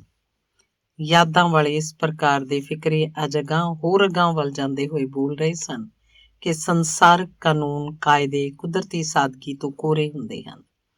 ਕੁਦਰਤ ਦੀ ਸਾਦਗੀ ਤੇ ਸੰਸਾਰਕ ਕਾਨੂੰਨਾਂ ਦੀ ਸ਼ੈਤਾਨੀਅਤ ਤੇ ਸ਼ਰਾਰਤ ਨੂੰ ਬਰਾਬਰ ਖੜਾ ਕੇ ਵੇਖਣਾ, ਤਦ ਸਾਨੂੰ ਜਾਣਕਾਰੀ ਮਿਲਦੀ ਰਹੇਗੀ ਕਿ ਕੁਦਰਤੀ ਸਾਦਗੀ ਦੁਆਰਾ ਇਹ ਸੰਸਾਰ ਸੁਖੀ ਤੇ ਸੁਖਾਲਾ ਬਣਿਆ ਰਹਿ ਸਕਦਾ ਹੈ, ਜਦਕਿ ਸੰਸਾਰਕ ਕਾਨੂੰਨ ਮਨੁੱਖ ਲਈ ਬੇਚੈਨੀ ਪੈਦਾ ਕਰਦੇ ਰਹਿੰਦੇ ਹੈ। ਜ਼ਿੰਦਗੀ ਭਰ ਆਦਮੀ ਅਮਨ ਚੈਨ ਦੀ ਪ੍ਰਾਪਤੀ ਲਈ ਬੇਚੈਨ ਹੁੰਦਾ ਰਹਿੰਦਾ ਹੈ। ਅਮਨ ਚੈਨ ਦੁਆਰਾ ਹੀ ਇਤਮਿਨਾਨ ਦੇ ਅਰਥਾਂ ਨੂੰ ਸਮਝਿਆ ਜਾ ਸਕਦਾ ਹੈ। ਮੈਂ ਤਾਂ ਇਤਮਿਨਾਨ ਨੂੰ ਹਾਸਲ ਕਰਨ ਵਾਲਾ ਆਦਮੀ ਬਣੇ ਰਹਿਣਾ ਚਾਹੁੰਦਾ। ਸੋ ਆਹ ਦੁਨਿਆਵੀ ਪਦਵੀਆਂ ਤੇ ਸੰਸਾਰਕ ਕਾਰਗੁਜ਼ਾਰੀਆਂ ਜੇਕਰ ਕਲਾਤਮਕ ਨਹੀਂ ਹੋਣਗੀਆਂ ਤਾਂ ਸਮਝੋ ਇੱਥੇ ਨਰਕ ਕੁੰਡ ਪੈਦਾ ਹੁੰਦੇ ਰਹਿਣਗੇ। ਨੱਜੀ ਨੂੰ ਅੱਜ ਆਪਣੇ ਚੁਬਾਰੇ 'ਚ ਪੂਰਨ ਇਕਾਗਰ ਅਵਸਥਾ ਵੇਲੇ ਪੂਰਬ ਪਾਸਿਓਂ ਆਉਂਦੀ ਇਹ ਆਵਾਜ਼ ਸੁਣਾਈ ਦਿੱਤੀ, ਜੋ ਮੌਜ ਛੱਜੂ ਦੇ ਚੁਬਾਰੇ ਉਹ ਬਲਖ ਨਾ ਬੁਖਾਰੇ। ਨਿਰੰਜਨ ਸਿੰਘ ਖੁਰਮੀ ਨੇ ਛੱਜੂ ਦੇ ਚੁਬਾਰੇ ਦੀ ਥਾਵੇਂ ਵਾਕ ਬਣਾ ਲਿਆ, ਜੋ ਮੌਜ ਨੱਜੀ ਦੇ ਚੁਬਾਰੇ ਉਹ ਧਰਮ ਤੇ ਨਾ ਧਰਮ ਕੇ ਨਾਰੇ। ਕਾਂਡ ਤੀਸਰਾ। ਪਿਛਲੇ ਸਾਲ ਭਰ ਤੋਂ ਮੁਕੰਦਪੁਰ ਦੀ ਨੌਜਵਾਨ ਸਭਾ ਮਹਿੰਦਰ ਸਿੰਘ ਮੋਹੀ ਹੋਰਾਂ ਮਗਰ ਪਈ ਸੀ ਤੇ ਮੁਕੰਦਪੁਰ ਦੀ ਇਨਕਲਾਬੀ ਨੌਜਵਾਨ ਸਭਾ ਨੇ ਆਪਣੇ ਪਿੰਡ ਦੇ ਆਲੇ ਦੁਆਲੇ ਦੀਆਂ ਪਟੜੀ ਫੇਰ ਦੇ ਪਿੰਡਾਂ ਦੀਆਂ ਪੰਚਾਇਤਾਂ ਨੂੰ ਵੀ ਆਪਣੇ ਨਾਲ ਜੋੜ ਲਿਆ ਸੀ। ਹੁਣ ਲਗਾਤਾਰ ਮਹਿੰਦਰ ਸਿੰਘ ਮੋਹੀ ਤੇ ਜ਼ੋਰ ਵੱਧ ਰਿਹਾ ਸੀ ਕਿ ਆਉਣ ਵਾਲੀਆਂ ਸੂਬੇ ਦੀਆਂ ਚੋਣਾਂ 'ਚ ਲੋਕ ਚੇਤਨਾ ਮੰਚ ਦੇ ਉਮੀਦਵਾਰ ਵਜੋਂ ਵਿਧਾਨ ਸਭਾ ਦੀ ਚੋਣ ਲੜਨ। ਇਸ ਪ੍ਰਕਾਰ ਦੇ ਸਰਬਪੱਖੀ ਹਾਲਾਤ ਅਧੀਨ ਵੀ ਮੋਹੀ ਹੋਰਾਂ ਦੇ ਮਨ 'ਚ ਸਿਆਸੀ ਲਾਹਾ ਲੈਣ ਦਾ ਲਾਲਚ ਪੈਦਾ ਨਹੀਂ ਸੀ ਹੋਇਆ। ਮਹਿੰਦਰ ਸਿੰਘ ਮੋਹੀ ਦੀ ਸਥਾਨਕ ਕਚਹਿਰੀਆਂ 'ਚ ਸਧਾਰਨ ਜਿਹੀ ਵਕਾਲਤ ਚੱਲਦੀ ਸੀ। ਮਹਿੰਦਰ ਸਿੰਘ ਦਾ ਮਨ ਤਾਂ ਕਈ ਵਾਰ ਆਪਣੇ ਵਕਾਲਤ ਵਾਲੇ ਪੇਸ਼ੇ ਤੋਂ ਵੀ ਕਚੂਚ ਹੋ ਕੇ ਵਕੀਲ ਬਣੇ ਰਹਿਣ ਦੀ ਥਾਂ ਕਿਸਾਨ ਬਣ ਕੇ ਜਿਉਣ ਵੱਲ ਜਾ ਰਿਹਾ ਸੀ। ਮਹਿੰਦਰ ਸਿੰਘ ਮੋਹੀ ਕੋਲ ਦਾਦੇ ਲਾਹੀ ਦੇ 16-17 ਕਿੱਲੇ ਜ਼ਮੀਨ ਸੀ। ਮੋਹੀ ਹੋਰਾਂ ਨੂੰ ਉੱਤਮ ਖੇਤੀ ਵਾਲੀ ਕਹਾਵਤ ਪਸੰਦ ਸੀ। ਇੰਜੋ ਸਿਰ ਖੁਦ ਇੱਕ ਪਾਏਦਾਰ ਕਿਸਾਨ ਬਣ ਕੇ ਆਰਾਮਦਾਇਕ ਉਮਰ ਨੂੰ ਤਰਜੀਹ ਦੇਣ ਲਈ ਤਮੰਨਾ ਨੂੰ ਅਪਣਾਉਣਾ ਚਾਹੁੰਦਾ ਸੀ। ਮੋਹੀ ਹੋਰਾਂ ਨਾਲ ਆਮ ਤੌਰ ਤੇ ਜਦੋਂ ਸਿਆਸਤ, ਸੰਸਕ੍ਰਿਤੀ ਤੇ ਸੱਭਿਆਚਾਰ ਤੇ ਕੋਈ ਗੱਲਬਾਤ ਹੁੰਦੀ ਤਾਂ ਉਹਨਾਂ ਦੀ ਧਾਰਨਾ ਹੀ ਬਣੀ ਰਹਿੰਦੀ ਕਿ ਜਦੋਂ ਤੱਕ ਕੋਈ ਸਮਾਜ ਸੱਭਿਅਕ ਬਣ ਕੇ ਜਿਉਣ ਨੂੰ ਪ੍ਰਮੁੱਖ ਨਹੀਂ ਸਮਝਦਾ, ਉਸ ਸਮੇਂ ਤੱਕ ਸਿਆਸੀ ਨੀਤੀਆਂ ਕਾਰਗਰ ਨਹੀਂ ਹੋ ਸਕਦੀਆਂ। ਇਸ ਪ੍ਰਕਾਰ ਦੀ ਵਿਚਾਰਧਾਰਾ ਹੁੰਦਿਆਂ ਵੀ ਮਹਿੰਦਰ ਸਿੰਘ ਮੋਹੀ ਹੋਰਾਂ ਨੂੰ ਵੋਟਾਂ 'ਚ ਖੜਨਾ ਪਿਆ। ਇਲਾਕੇ ਦੀਆਂ ਇਨਕਲਾਬੀ ਨੌਜਵਾਨ ਸਭਾਵਾਂ ਦੀ ਇੱਛਾ ਸੀ ਕਿ ਉਹਨਾਂ ਦਾ ਉਮੀਦਵਾਰ ਬਿਨਾਂ ਮੁਕਾਬਲੇ ਤੋਂ ਜੇਤੂ ਬਣੇ, ਪਰ ਦੂਜੀਆਂ ਪਾਰਟੀਆਂ ਦੀ ਹਿੰਡ ਨੇ ਨੌਜਵਾਨਾਂ ਦੀ ਇਸ ਇੱਛਾ ਨੂੰ ਹਾਸਲ ਨਾ ਬਣਨ ਦਿੱਤਾ। ਮੋਹੀ ਦੀ ਜਿੱਤ ਤਾਂ ਯਕੀਨੀ ਸੀ ਕਿਉਂਕਿ ਜਨ ਚੇਤਨਾ ਪਾਰਟੀ ਨੂੰ ਸੂਬੇ ਭਰ 'ਚ ਜਨਤਕ ਪੱਖ ਪ੍ਰਾਪਤ ਸੀ। ਚੋਣਾਂ ਹੋ ਗਈਆਂ, ਜਨ ਚੇਤਨਾ ਪਾਰਟੀ ਦੀ ਸਰਕਾਰ ਬਣੀ ਤੇ ਮਹਿੰਦਰ ਸਿੰਘ ਮੋਹੀ ਨੂੰ ਆਪਣੀ ਸਰਕਾਰ ਵਿੱਚ ਮਾਲ ਮੰਤਰੀ ਦਾ ਪਦ ਮਿਲਿਆ। ਮਾਲ ਮੰਤਰੀ ਦੀ ਪਦਵੀ ਪ੍ਰਾਪਤ ਕੀਤਿਆਂ ਤਾਂ ਮੋਹੀ ਹੋਰਾਂ ਨੂੰ 5-6 ਮਹੀਨੇ ਹੋ ਚੱਲੇ ਸਨ, ਪਰ ਉਹਨਾਂ ਨੂੰ ਆਪਣੇ ਇਲਾਕੇ 'ਚ ਧੰਨਵਾਦੀ ਦੌਰਾ ਕਰਨ 'ਚ ਦੇਰੀ ਹੋ ਰਹੀ ਸੀ। ਮੰਤਰੀ ਬਣ ਜਾਣ ਮਗਰੋਂ ਮੋਹੀ ਹੋਰਾਂ ਦੀ ਪੂਰੀ ਤਾਂਘ ਸੀ ਕਿ ਉਹ ਆਪਣੇ ਮਾਲ ਮਹਿਕਮੇ ਨੂੰ ਆਪਣੇ ਸੂਬੇ ਦਾ ਆਲੀਸ਼ਾਨ ਮਹਿਕਮਾ ਬਣਾਉਣ। ਇਸ ਵਿਉਂਤ ਅਧੀਨ ਮੋਹੀ ਹੋਰਾਂ ਨੇ ਆਪਣੇ ਵਿਭਾਗਾਂ ਦੇ ਪ੍ਰਸ਼ਾਸਕਾਂ ਨਾਲ ਕਈ ਕਿਸਮ ਦੀਆਂ ਲਗਾਤਾਰ ਕਈ ਮਹੀਨਿਆਂ ਤੱਕ ਚੰਗੀਆਂ ਤਕੜੀਆਂ ਭਰਵੀਆਂ ਲੋੜੀਂਦੀਆਂ ਮਿਲਣੀਆਂ ਕੀਤੀਆਂ। ਮੋਹੀ ਹੋਰਾਂ ਨੇ ਕਿਰਸਾਨੀ ਨੂੰ ਕੁਦਰਤੀ ਕਿਸਮਤ ਤੋਂ ਛੁਟਕਾਰਾ ਦਿਲਾਉਣ ਲਈ ਖੇਤੀ ਕਰਮਾਂ ਸੇਤੀ ਵਾਲੇ ਕਥਨ ਦੇ ਬਰਾਬਰ ਕਿਸੇ ਵਿਗਿਆਨਕ ਵਿਉਂਤ ਨੂੰ ਅਪਣਾਉਣ ਲਈ ਆਖਿਆ। ਪਿੰਡ ਈਨਖੇੜਾ ਦੇ ਸਰਪੰਚ ਹਰਬੰਸ ਸਿੰਘ ਹੀਰਾ ਦੀ ਪੁਰਜ਼ੋਰ ਕੋਸ਼ਿਸ਼ ਸਦਕਾ ਮਾਲ ਮੰਤਰੀ ਮੋਹੀ ਹੋਰਾਂ ਦੀ ਇਸ ਪਿੰਡ 'ਚ ਆਉਣ ਦੀ ਤਾਰੀਖ ਪੱਕੀ ਹੋ ਗਈ ਸੀ। ਦਿਨ ਰੱਖੇ ਦਾ, ਤਾਰੀਖ ਮੁਕਰਰ ਹੋਏ ਦਾ, ਕਾਰਜ ਤਾਂ ਸਿਰੇ ਚੜ੍ਹਨਾ ਹੀ ਸੀ। ਹੁਣ ਤਾਂ ਇਸ ਪਿੰਡ 'ਚ ਨਿਰੰਜਨ ਸਿੰਘ ਖੁਰਮੀ ਹੋਰਾਂ ਨੂੰ ਆਇਆ ਤੀਜਾ ਚੌਥਾ ਵਰ੍ਹਾ ਹੋ ਚੱਲਿਆ ਸੀ। ਇਹਨਾਂ 3-4 ਵਰ੍ਹਿਆਂ 'ਚ ਸਰਪੰਚ ਹੋਰਾਂ ਨੂੰ ਖੁਰਮੀ ਹੋਰਾਂ ਦੀ ਲਿਆਕਤ ਦੀ ਪੂਰੀ ਜਾਣਕਾਰੀ ਮਿਲ ਚੁੱਕੀ ਸੀ। ਬਸ ਇਸ ਜਾਣਕਾਰੀ ਤੋਂ ਪ੍ਰਭਾਵਿਤ ਹੋ ਕੇ ਸਰਪੰਚ ਹੋਰਾਂ ਨੇ ਖੁਰਮੀ ਹੋਰਾਂ ਨੂੰ ਮੰਚ ਸੰਭਾਲਣ ਲਈ ਨਿਯਤ ਕਰ ਲਿਆ। ਨਿਰੰਜਨ ਸਿੰਘ ਖੁਰਮੀ ਹੋਰਾਂ ਦੀ ਇਸ ਨਿਯੁਕਤੀ ਦਾ ਇਹ ਵੀ ਇੱਕ ਕਾਰਨ ਸੀ ਕਿ ਖੁਰਮੀ ਤੇ ਮੋਹੀ ਹੋਰੀ BA ਤੱਕ ਹਮਜਮਾਤੀ ਰਹੇ ਸਨ। ਸਿਆਸੀ ਖੇਤਰ 'ਚ ਸ਼ੋਸ਼ੇਬਾਜ਼ੀ ਦਾ ਵੀ ਬੋਲਬਾਲਾ ਬਣਿਆ ਰਹਿੰਦਾ ਹੈ, ਪਰ ਪਿੰਡ ਦਾ ਸਰਪੰਚ ਗਿਆਨ ਤੇ ਗੁਣ ਨੂੰ ਪਹਿਲ ਦੇਣ ਵਾਲਾ ਵਿਚਾਰਵਾਨ ਸੀ। ਉਹ ਆਪ ਵੀ ਤਾਂ ਆਪਣੇ ਸਮਿਆਂ ਦੀ BA ਪਾਸ ਸੀ। ਇਸ ਸਰਪੰਚ ਨੇ ਕਦੇ ਨਾ ਕਦੇ ਆਪਣੀ ਬਾਤਚੀਤ ਦੌਰਾਨ ਨਾਨਕ ਸਿੰਘ ਰਚਿਤ BA ਪਾਸ ਨਾਵਲ ਦਾ ਵੀ ਜ਼ਿਕਰ ਕੀਤਾ ਸੀ। ਵੇਖਿਆ ਜਾਏ ਤਾਂ ਜਿਗਰੀ ਜ਼ਿਕਰ ਭੁੱਲ ਬਣਿਆ ਰਹਿੰਦਾ ਹੈ। ਹੁਣ ਅੱਜ ਜਦੋਂ ਮੰਤਰੀ ਨੇ ਆਪਣੇ ਮਾਨ ਸਨਮਾਨ ਵੇਲੇ ਮੰਚ ਤੋਂ ਮਾਈਕ ਦੁਆਰਾ ਬੋਲੇ ਜਾਣ ਵਾਲੇ ਬੋਲਾਂ ਨੂੰ ਪਹਿਚਾਣਿਆ ਤਾਂ ਉਹ ਇਹ ਜਾਣ ਕੇ ਖੁਸ਼ ਹੋ ਗਿਆ ਕਿ ਇਹ ਤਾਂ ਉਹਦੇ ਜਮਾਤੀ ਨੱਜੀ ਦੀ ਆਵਾਜ਼ ਹੈ। ਮੋਹੀ ਤੇ ਨੱਜੀ ਨੇ ਇਕੱਠਿਆਂ ਹੀ BA ਪਾਸ ਕੀਤੀ ਸੀ। ਇਹ ਤੋਂ ਪਹਿਲਾਂ ਕਿ ਪਿੰਡ ਦਾ ਸਰਪੰਚ ਹਰਬੰਸ ਸਿੰਘ ਹੀਰਾ ਮਾਲ ਮੰਤਰੀ ਨੂੰ ਭੇਟ ਕੀਤੇ ਜਾਣ ਵਾਲੇ ਸਨਮਾਨ ਪੱਤਰ ਨੂੰ ਸਿਰ ਖੁਦਾ ਪੜ੍ਹੇ ਹੋਇਆ ਇਹ ਕਿ ਮਾਲ ਮੰਤਰੀ ਨੇ ਮੰਚ ਸੰਚਾਲਕ ਨਿਰੰਜਨ ਸਿੰਘ ਖੁਰਮੀ ਤੋਂ ਮਾਈਕ ਫੜ ਕੇ ਇੰਜ ਬੋਲਣਾ ਸ਼ੁਰੂ ਕੀਤਾ। ਮੇਰੇ ਪਰਮ ਪਿਆਰੇ ਲੋਕੋ, ਮੰਨਿਆ ਮੈਂ ਅੱਜ ਤੁਹਾਡੇ ਚਰਨਾਂ 'ਚ ਇੱਕ ਮਾਲ ਮੰਤਰੀ ਵਜੋਂ ਹਾਜ਼ਰ ਹੋਇਆ। ਮੈਨੂੰ ਬੇਹੱਦ ਖੁਸ਼ੀ ਹੈ ਕਿ ਤੁਸੀਂ ਮੈਨੂੰ ਚੋਣਾਂ 'ਚ ਜੇਤੂ ਬਣਾ ਕੇ ਮਾਲ ਮੰਤਰੀ ਬਣਨ ਦਾ ਮੌਕਾ ਦਿੱਤਾ। ਪਰ ਆਹ ਸੱਜਣ, ਜਿਸ ਹੱਥੋਂ ਮੈਂ ਮਾਈਕ ਫੜ ਕੇ ਤੁਹਾਨੂੰ ਮੁਖਾਤਿਬ ਹੋ ਰਿਹਾ, ਇਹਨੇ ਮੈਨੂੰ ਬੰਦਾ ਬਣਾ ਕੇ ਜਿਉਣ ਦੀ ਵਿੱਦਿਆ ਦਿੱਤੀ ਹੋਈ ਹੈ। ਅਸੀਂ ਦੋਨੋਂ ਜਮਾਤੀ ਹਾਂ। ਇਹ ਭਲਾ ਪੁਰਸ਼ ਇਸ ਮੰਤਰ ਦਾ ਉਪਾਸ਼ਕ ਹੈ ਕਿ ਜ਼ਿੰਦਗੀ ਨੂੰ ਸੁਖਾਲਾ, ਸਹਿਜ ਸੁਭਾਵਕ ਤੇ ਸਪਸ਼ਟ ਬਣਾਈ ਰੱਖਣਾ ਹੀ ਆਦਮੀ ਦੀ ਉਮਰ ਦਾ ਮੰਤਵ ਹੋਣਾ ਚਾਹੀਦਾ ਹੈ। ਇਹ ਬੋਲਦਿਆਂ ਮੈਨੂੰ ਮੇਰੀ ਵਕਾਲਤ ਵੇਲੇ ਦੀ ਉਹ ਗੱਲ ਯਾਦ ਆ ਰਹੀ ਹੈ ਜਦੋਂ ਮੈਂ ਝੂਠ ਨੂੰ ਸੱਚ ਤੇ ਸੱਚ ਨੂੰ ਝੂਠ ਬਣਾਉਣ ਦੇ ਆਰੇ ਲੱਗਿਆ ਰਹਿੰਦਾ ਸੀ। ਕੁਦਰਤ ਕਦੇ ਵੀ ਝੂਠ ਨੂੰ ਸੱਚ ਤੇ ਸੱਚ ਨੂੰ ਝੂਠ ਨਹੀਂ ਮੰਨਦੀ। ਕਾਨੂੰਨ ਤੇ ਕੁਦਰਤ 'ਚ ਆਹੀ ਤਾਂ ਫਰਕ ਹੈ। ਮੋਹੀ ਤੇ ਨੱਜੀ ਦੀ ਆਪਸਦਾਰੀ ਨੇ ਇਕੱਠ ਵਿਚਲੇ ਮਾਹੌਲ ਨੂੰ ਸੁਖਦਾਇਕ ਤੇ ਆਪਸਦਾਰੀ ਵਾਲਾ ਬਣਾਇਆ ਹੋਇਆ ਸੀ। ਇਸ ਪ੍ਰਕਾਰ ਦੇ ਆਪਸਦਾਰੀ ਵਾਲੇ ਮਾਹੌਲ ਤੋਂ ਪ੍ਰੇਰਿਤ ਹੋ ਕੇ ਖੁਰਮੀ ਨੇ ਆਪਣੇ ਪਰਮ ਪਿਆਰੇ ਮਿੱਤਰ ਮਾਲ ਮੰਤਰੀ ਦੇ ਮੋਢੇ ਤੇ ਹੱਥ ਰੱਖ ਕੇ ਆਖਿਆ, ਗੱਲ ਬੜੀ ਪ੍ਰਸਿੱਧ ਹੈ ਕਿ ਆਦਮੀ ਦੀ ਪਹਿਚਾਣ ਉਹਦੀ ਰਫਤਾਰ, ਗੁਫ਼ਤਾਰ ਤੇ ਦਸਤਾਰ ਤੋਂ ਸਹਿਜੇ ਹੀ ਹੋ ਜਾਂਦੀ ਹੈ। ਮੈਂ ਆਪਣੇ ਵੱਲੋਂ ਤੁਹਾਡੀ ਹਜ਼ਾਰਾਂ ਦੀ ਗਿਣਤੀ 'ਚ ਮੋਹੀ ਸਾਹਿਬ ਨੂੰ ਅਰਜ਼ ਕਰਨਾ ਚਾਹੁੰਦਾ ਕਿ ਮੇਰੀ ਇਸ ਅਰਜ਼ੋਈ ਨੂੰ ਇਲਾਕੇ ਦੀ ਮੰਗ ਸਮਝ ਲੈਣਾ ਕਿ ਆਦਮੀ ਦੀ ਨਹੀਂ, ਸਗੋਂ ਸਮੇਂ ਦੀ ਪਹਿਚਾਣ ਵੀ ਉਹਦੀ ਰਫਤਾਰ, ਗੁਫ਼ਤਾਰ ਤੇ ਦਸਤਾਰ ਤੋਂ ਹੁੰਦੀ ਰਹਿੰਦੀ ਹੈ। ਮੋਹੀ ਸਾਹਿਬ ਨੇ ਮੇਰੇ ਬਾਰੇ ਕਿਹਾ ਕਿ ਮੈਂ ਇੱਕ ਦਾਨਿਸ਼ਮੰਦ ਵਿਅਕਤੀ ਹਾਂ। ਵਰਤਮਾਨ ਸਮੇਂ ਦੀ ਦਾਨਿਸ਼ਮੰਦੀ ਦੱਸ ਰਹੀ ਹੈ ਕਿ ਅੱਜ ਦੇ ਸਮੇਂ ਦੀ ਗੁਫ਼ਤਾਰ ਮਿੱਠੀ ਨਹੀਂ, ਰਫਤਾਰ 'ਚ ਠਰਮਾ ਨਹੀਂ ਤੇ ਦਸਤਾਰ 'ਚ ਸਾਦਗੀ ਨਹੀਂ। ਸਮਾਂ, ਸਿਆਸਤ ਤੇ ਸਮਾਜ ਨੂੰ ਜ਼ਿੰਦਗੀ ਦੀ ਤ੍ਰਿਵੈਣੀ ਕਿਹਾ ਜਾ ਸਕਦਾ ਹੈ। ਆਓ ਨਾ ਫਿਰ ਆਪਾਂ ਇਸ ਤ੍ਰਿਵੈਣੀ ਨੂੰ ਸੰਭਾਲਣ ਲਈ ਪ੍ਰਯਤਨ ਕਰੀਏ।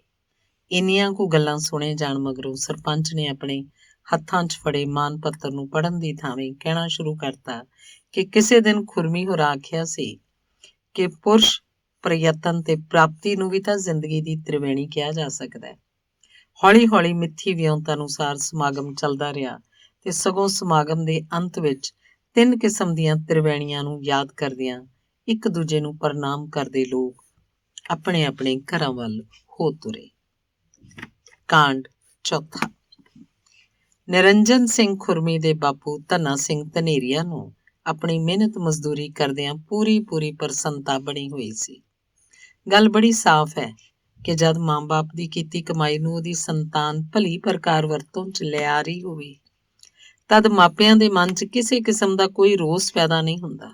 ਸੋ ਇਮਾਨਦਾਰੀ ਨਾਲ ਕਮਾਇਆ ਧਨ ਜਿਸ ਇਮਾਨਦਾਰੀ ਨਾਲ ਵਰਤਿਆ ਜਾ ਰਿਹਾ ਹੁੰਦਾ ਹੈ, ਉਸ ਨਾਲ ਇਤਮਿਨਾਨ ਪੈਦਾ ਹੁੰਦਾ ਰਹਿੰਦਾ ਹੈ। ਇੰਜ ਇਤਮਿਨਾਨ ਤੇ ਇਮਾਨਦਾਰੀ ਵਰਗੀਆਂ ਸਿਫਤਾਂ ਦੀ ਪ੍ਰਸ਼ੰਸਾ ਜਦੋਂ ਬਾਲਮੀਕੀ ਡੇਰੇ ਵਾਲਾ ਬਾਬਾ ਗਰਦੌਰੀ ਕਰਨ ਲੱਗ ਪੈਂਦਾ ਹੈ ਤਾਂ ਧਨੇਰੀਆ 7 ਬਚਨ ਦਾ ਭਾਗੀ ਬਣ ਕੇ ਗਰਦੌਰੀ ਦੀਆਂ ਸੌਖੀਆਂ ਸਿੱਖਿਆਦਾਇਕ ਗੱਲਾਂ ਨੂੰ ਇੰਜ ਸੁਣਦਾ ਰਹਿੰਦਾ ਜਿਵੇਂ ਉਹ ਵੇਦ ਮੰਤਰ ਹੋਣ। ਗੁਰਦੌਰੀ ਬਾਬੇ ਦਾ ਤਾਂ ਧਨੇਰੀਏ ਨੂੰ ਇਹ ਵੀ ਕਹਿਣਾ ਸੀ ਕਿ ਭਾਈ ਆਹ ਆਦਮੀ ਦੀ ਜ਼ਿੰਦਗੀ ਹੀ ਵੇਦ ਹੁੰਦੀ ਹੈ। ਧੰਨਾ ਸਿੰਘ ਨੂੰ ਮਿਹਨਤ ਮੁਸ਼ੱਕਤ ਕਰਕੇ ਆਪਣੀ ਕਬੀਲਦਾਰੀ ਨੂੰ ਜਿਉਂਦਾ ਤੇ ਜਾਗਦਾ ਰੱਖਿਆ ਹੋਇਆ ਹੈ। ਇਹਨੂੰ ਆਪਾਂ ਧਰਮ ਕਹਿ ਸਕਦੇ ਹਾਂ। ਮਿਹਨਤ ਕਰਨ ਵਾਲਾ ਮਨੁੱਖ ਸਹੀ ਰੂਪ 'ਚ ਅਸਲੀ ਧਾਰਮਿਕ ਹੁੰਦਾ ਹੈ। ਤੂੰ ਮੈਥੋਂ ਕਈ ਦਿਨਾਂ ਤੇ ਆਪਣੇ ਮਨ ਚਿੱਤ 'ਚ ਆ ਬੈਠੀ ਇੱਕ ਉਲਝਣ ਬਾਰੇ ਜਵਾਬ ਮੰਗਦਾ ਆ ਰਿਹਾ। ਵੇਖ ਬਈ ਭਗਤਾ, ਸਭ ਤੋਂ ਵੱਡੀ ਗੱਲ ਤਾਂ ਇਹ ਹੈ ਕਿ ਮਨੁੱਖ ਨੂੰ ਮੰਦੇ ਸਮੇਂ 'ਚ ਦਿਲ ਨਹੀਂ ਛੱਡਣਾ ਚਾਹੀਦਾ। ਜਦੋਂ ਮਨੁੱਖ ਮਾਲਾਮਾਲ ਹੋ ਜਾਏ ਤਦ ਪੈਰ ਨਹੀਂ ਛੱਡਣੇ ਚਾਹੀਦੇ। ਮੰਦੀ ਤੋਂ ਦਲੇਰੀ ਨਾਲ ਛੁਟਕਾਰਾ ਪਾਇਆ ਜਾ ਸਕਦਾ ਹੈ ਤੇ ਜਦੋਂ ਆਦਮੀ ਸਰਦਾ ਪੁੱਜਦਾ ਬਣ ਜਾਏ ਤਦ ਉਹਨੂੰ ਸਿਆਣਪ ਅਪਣਾਉਂਦੇ ਰਹਿਣਾ ਚਾਹੀਦਾ ਹੈ। ਦਲੇਰੀ ਨੂੰ ਦਿਲ ਤੋਂ ਤੇ ਸਿਆਣਪ ਨੂੰ ਦਿਮਾਗ ਤੋਂ ਪ੍ਰਾਪਤ ਕੀਤਾ ਜਾ ਸਕਦਾ ਹੈ। ਤੇਰੇ ਘਰ 'ਚ ਤੇਰੇ ਕੋਲ ਦਿਲ ਹੈ ਤੇ ਤੇਰੇ ਪੁੱਤਰ ਨੱਜੀ ਕੋਲ ਦਿਮਾਗ ਹੈ। ਸੋ ਭਾਈ ਧਨੇਰੀਆ, ਜਿਸ ਘਰ 'ਚ ਦਿਲ ਤੇ ਦਿਮਾਗ ਹੋਵੇ ਉਹ ਘਰ ਸੁਖੀ ਸੁਖੀ ਵਸਦਾ ਹੀ ਰਹੇਗਾ। ਤੂੰ ਮੈਨੂੰ ਦੱਸਿਆ ਨੱਜੀ ਦਾ ਜਮਾਤੀ ਮਾਲ ਮੰਤਰੀ ਬਣ ਗਿਆ ਹੈ। ਉਹਨੇ ਆਪਣੀ ਮਿੱਤਰਤਾ ਦਾ ਮਾਨ ਸਨਮਾਨ ਕਰਦਿਆਂ ਨੱਜੀ ਨੂੰ ਨਾਇਬ ਤਹਿਸੀਲਦਾਰ ਬਣਾ ਦਿੱਤਾ ਹੈ। ਤੂੰ ਦਿਹਾੜੀਆਂ ਕਰਦਾ ਰਿਹਾ। ਨੱਜੀ ਦੀ ਮਾਂ 2-4 ਘਰਾਂ 'ਚ ਪੋਚਾ ਪਰਾਲੀਆਂ ਲਾਉਂਦੀ ਰਹੀ। ਨੱਜੀ ਪੜ੍ਹਦਾ ਰਿਹਾ। ਉਹਨੇ ਸਿਰੇ ਦੀ ਪੜ੍ਹਾਈ ਕੀਤੀ ਤੇ ਤੁਹਾਡੀ ਘਾਲਣਾ ਫਲੀ ਭੂਤ ਹੋ ਗਈ। ਹੁਣ ਤੁਹਾਡੇ ਇਸ ਨੇਕ ਤੇ ਸੁਲਝੇ ਹੋਏ ਪੁੱਤ ਦਾ ਤੁਹਾਨੂੰ ਇਹ ਬੇਨਤੀ ਕਰਨਾ ਬਿਲਕੁਲ ਵਾਜਬ ਹੈ ਕਿ ਹੁਣ ਤੁਸੀਂ ਆਰਾਮ ਕਰੋ, ਕਿਉਂਕਿ ਘਰ ਦੇ ਚਲਾਉਣ ਲਈ ਉਹਨੂੰ ਚੰਗਾ ਤਕੜਾ ਰੋਜ਼ਗਾਰ ਮਿਲਿਆ ਹੋਇਆ। ਤੁਹਾਡਾ ਉਹ ਪੁੱਤਰ ਤਾਂ ਬੜੇ ਮਾਣ ਨਾਲ ਤਸਲੀਮ ਕਰਦਾ ਰਹਿੰਦਾ ਹੈ ਕਿ ਉਹਦੇ ਮਾਪੇ ਤਾਂ ਮਿਹਨਤੀ ਪੁਰਸ਼ ਸਨ। ਮੈਂ ਤਾਂ ਆਪਣੀ ਇਸ ਨਾਇਬ ਤਹਿਸੀਲਦਾਰੀ ਦੀ ਪਦਵੀ ਨੂੰ ਆਪਣੇ ਮਾਂ-ਬਾਪ ਦੇ ਪੁਰਸ਼ਾਰਥ ਦੀ ਦੇਣ ਤੇ ਆਪਣੇ ਸਹਿਪਾਠੀ ਮਹਿੰਦਰ ਸਿੰਘ ਮੋਹੀ ਦੀ ਬਖਸ਼ਿਸ਼ ਸਮਝਦਾ ਰਹਿਣਾ। ਬਾਬੇ ਗਰਦੌਰੀਆ ਨੇ ਅੱਜ ਆਪਣੇ ਆਸਣ ਕੋਲ ਬੈਠੇ ਧਨੇਰੀਆਂ ਨੂੰ ਨੱਜੀ ਨਾਲ ਹੋਈਆਂ ਗੱਲਾਂ ਬਾਤਾਂ ਬਾਰੇ ਵੀ ਇੰਝ ਦੱਸਿਆ। ਵੇਖ ਬਈ ਧੰਨਾ ਸਿਆ, ਤੇਰਾ ਮੁੰਡਾ ਤਾਂ ਆਮ ਮੁੰਡਿਆਂ ਵਰਗਾ ਮੁੰਡਾ ਨਹੀਂ। ਉਹ ਤਾਂ ਕੋਈ ਅਲੋਕਾਰ ਵਸਤੂ ਹੈ। ਮੈਂ ਤਾਂ ਉਹਦੀਆਂ ਉਸ ਦਿਨ ਬਹੁਤ ਸਾਰੀਆਂ ਇੱਛਾਵਾਂ ਸੁਣ ਕੇ ਅੱਜ ਤੱਕ ਮਹਿਸੂਸ ਕਰਦਾ ਆ ਰਿਹਾ ਕਿ ਇਹ ਗੱਭਰੂ ਵਰਤਮਾਨ ਦੀ ਬਾਤ ਨਹੀਂ। ਮੈਂ ਵੀ ਕਾਫੀ ਕੁਝ ਪੜ੍ਹਿਆ ਹੋਇਆ ਹੈ ਤੇ ਅੱਜ ਕੱਲ੍ਹ ਵੀ ਬਹੁਤ ਕੁਝ ਪੜ੍ਹਦਾ ਰਹਿੰਦਾ। ਆਪਣੇ ਇਸ ਬਾਲਮੀਕੀ ਡੇਰੇ 'ਚ ਆਉਣ ਵਾਲੇ 3-4 ਕਿਸਮਾਂ ਦੇ ਰੋਜ਼ਾਨਾ ਅਖਬਾਰਾਂ 'ਚ ਵਰਤਮਾਨ ਦੀ ਸ਼ੈਤਾਨੀਅਤ ਬਾਰੇ ਬੜਾ ਕੁਝ ਪੜ੍ਹਨ ਨੂੰ ਮਿਲਦਾ ਹੈ। ਕਈ ਵਾਰ ਤਾਂ ਸ਼ੈਤਾਨੀਅਤ ਵਾਲੇ ਸਮਾਚਾਰਾਂ ਨੂੰ ਪੜ੍ਹ ਕੇ ਸਿਰ ਸੁੱਟ ਕੇ ਬੈਠ ਜਾਈਦਾ ਹੈ। ਜਿਸ ਦਿਨ ਨੱਜੀ ਇੱਥੇ ਇਸ ਡੇਰੇ 'ਚ ਛੁੱਟੀ ਵਾਲੇ ਦਿਨ ਆਇਆ ਸੀ, ਮੈਂ ਉਸ ਦਿਨ ਰੋਜ਼ਾਨਾ ਅਖਬਾਰਾਂ ਵਿਚਲੀ ਸ਼ੈਤਾਨੀਅਤ ਨਾਲ ਭਰਪੂਰ ਖਬਰਾਂ ਪੜ੍ਹ ਕੇ ਸਿਰ ਸੁੱਟੀ ਬੈਠਾ ਸੀ। ਮੰਦੀਆਂ ਤੇ ਮਾੜੀਆਂ ਵਾਰਦਾਤਾਂ ਸਿਆਣਪ ਨੂੰ ਸਿਰ ਸੁੱਟਣ ਲਈ ਮਜਬੂਰ ਕਰ ਦਿੰਦੀਆਂ ਹਨ। ਮੈਂ ਜਦ ਆਪਣੇ ਆਪ ਦੇ ਨਿਰਾਸ਼ ਹੋਣ ਬਾਰੇ ਨੱਜੀ ਨੂੰ ਦੱਸਿਆ ਤਾਂ ਧੰਨਾ ਸਿਆ ਮੈਨੂੰ ਨੱਜੀ ਨੇ ਗੌਤਮ ਬੁੱਧ ਦੀਆਂ ਸਿੱਖਿਆਵਾਂ 'ਚੋਂ ਕੁਝ ਕੁ ਅਰਥ ਭਰਪੂਰ ਸਿੱਖਿਆਵਾਂ ਸੁਣਾਈਆਂ। ਮੈਂ ਤਾਂ ਭਾਈ ਉਹਨਾਂ ਸਿੱਖਿਆਵਾਂ ਨੂੰ ਸੁਣ ਕੇ ਮੁੜ ਸੁਰਜੀਤ ਹੋ ਗਿਆ। ਵੇਖੋ ਬਾਬਾ ਜੀ, ਉਹ ਬੰਦਾ ਕੀ ਹੋਇਆ ਜਿਹੜਾ ਜ਼ਿੰਦਗੀ ਦੇ ਸਬਕਾਂ ਤੋਂ ਕੁਝ ਸਿੱਖਦਾ ਨਹੀਂ। ਜ਼ਿੰਦਗੀ ਜੋ ਕੁਝ ਸਾਨੂੰ ਸਮਝਾਉਂਦੀ ਰਹਿੰਦੀ ਹੈ ਉਹਨੂੰ ਅਸੀਂ ਸਮਝਣ ਦੀ ਕੋਸ਼ਿਸ਼ ਹੀ ਨਹੀਂ ਕਰਦੇ। ਬਾਬਾ ਜੀ, ਹਰ ਇੱਕ ਕਿਸਮ ਦੀ ਲਾਹੇਵੰਦ ਕੋਸ਼ਿਸ਼ ਨੂੰ ਕਲਾ ਕਿਹਾ ਜਾ ਸਕਦਾ ਹੈ। ਮੈਂ ਕੋਸ਼ਿਸ਼ ਕਰਦਾ ਰਿਹਾ, ਮੇਰੇ ਮਾਂ-ਬਾਪ ਕਮਾਈ ਕਰਦੇ ਰਹੇ। ਕਮਾਈ, ਕੋਸ਼ਿਸ਼ ਤੇ ਕਲਾ ਨੇ ਮੈਨੂੰ ਅੱਜ ਕੱਲ੍ਹ ਹਰਮਨ ਪਿਆਰਾ ਤਹਿਸੀਲਦਾਰ ਬਣਾਇਆ ਹੋਇਆ। ਦਰਜਨਾਂ ਸੂਝਵਾਨ ਗੱਭਰੂ ਤੇ ਹੋਣਹਾਰ ਪਟਵਾਰੀ ਮੈਨੂੰ ਤਹਿਸੀਲਦਾਰ ਦੀ ਥਾਵੇਂ ਆਪਣਾ ਗੁਰੂ ਮੰਨਦੇ ਰਹਿੰਦੇ ਹਨ। ਬਾਬਾ ਜੀ, ਆਪਣਾ ਇਹ ਬਾਲਮੀਕੀ ਡੇਰਾ ਆਪਣੇ ਇਸ ਨਰਕ ਕੁੰਡੀ ਇਲਾਕੇ ਲਈ ਗੁਰੂ ਰੂਪ ਹੈ। ਔਰ ਛੱਪੜ ਦੇ ਉਤਲੇ ਪਾਸੇ ਜਿਹੜੀਆਂ ਝੌਂਪੜੀਆਂ ਹਨ, ਜਿੱਥੇ ਹਰਦਮ ਜ਼ਿੰਦਗੀ ਤਪਦੀ ਤੇ ਤੜਪਦੀ ਰਹਿੰਦੀ ਹੈ, ਆਪਾਂ ਇਹਨਾਂ ਝੌਂਪੜੀਆਂ ਦੀ ਗੁਰਬਤ ਨੂੰ ਆਪਣੇ ਇਸ ਬਾਲਮੀਕੀ ਡੇਰੇ 'ਚ ਨਿਤਾ ਪ੍ਰਤੀ ਸਕੂਲ ਵਾਂਗ ਗਿਆਨ ਦੇਣਾ ਸ਼ੁਰੂ ਕਰੀਏ। ਭਾਈ ਧੰਨਾ ਸਿੰਘ ਨੱਜੀ ਤਾਂ ਇਸ ਪ੍ਰਕਾਰ ਦੇ ਮਨੋਰਥ ਲਈ ਆਹ ਥੈਲਾ ਭਰਿਆ ਨੋਟਾਂ ਦਾ ਵੀ ਮੈਨੂੰ ਭੇਂਟ ਕਰ ਗਿਆ। ਵੇਖ ਬਈ ਭਗਤਾ, ਨੱਜੀ ਵਰਗੇ ਕਰਾਮਾਤੀ ਬੰਦਿਆਂ ਦੀਆਂ ਗੱਲਾਂ ਬਾਤਾਂ ਅਲੋਕਾਰ ਹੁੰਦੀਆਂ ਨੇ। ਮੈਂ ਨੱਜੀ ਦੁਆਰਾ ਭੇਟ ਕੀਤੇ ਨੋਟਾਂ ਨਾਲ ਭਰੇ ਥੈਲੇ ਨੂੰ ਚੁੱਕਿਆ ਤੇ ਬਾਲਮੀਕੀ ਰਿਸ਼ੀ ਜੀ ਦੇ ਆਦਮ ਕੱਦ ਸਰੂਪ ਸਾਹਮਣੇ ਸਿਰ ਝੁਕਾ ਕੇ ਰੱਖ ਦਿੱਤਾ।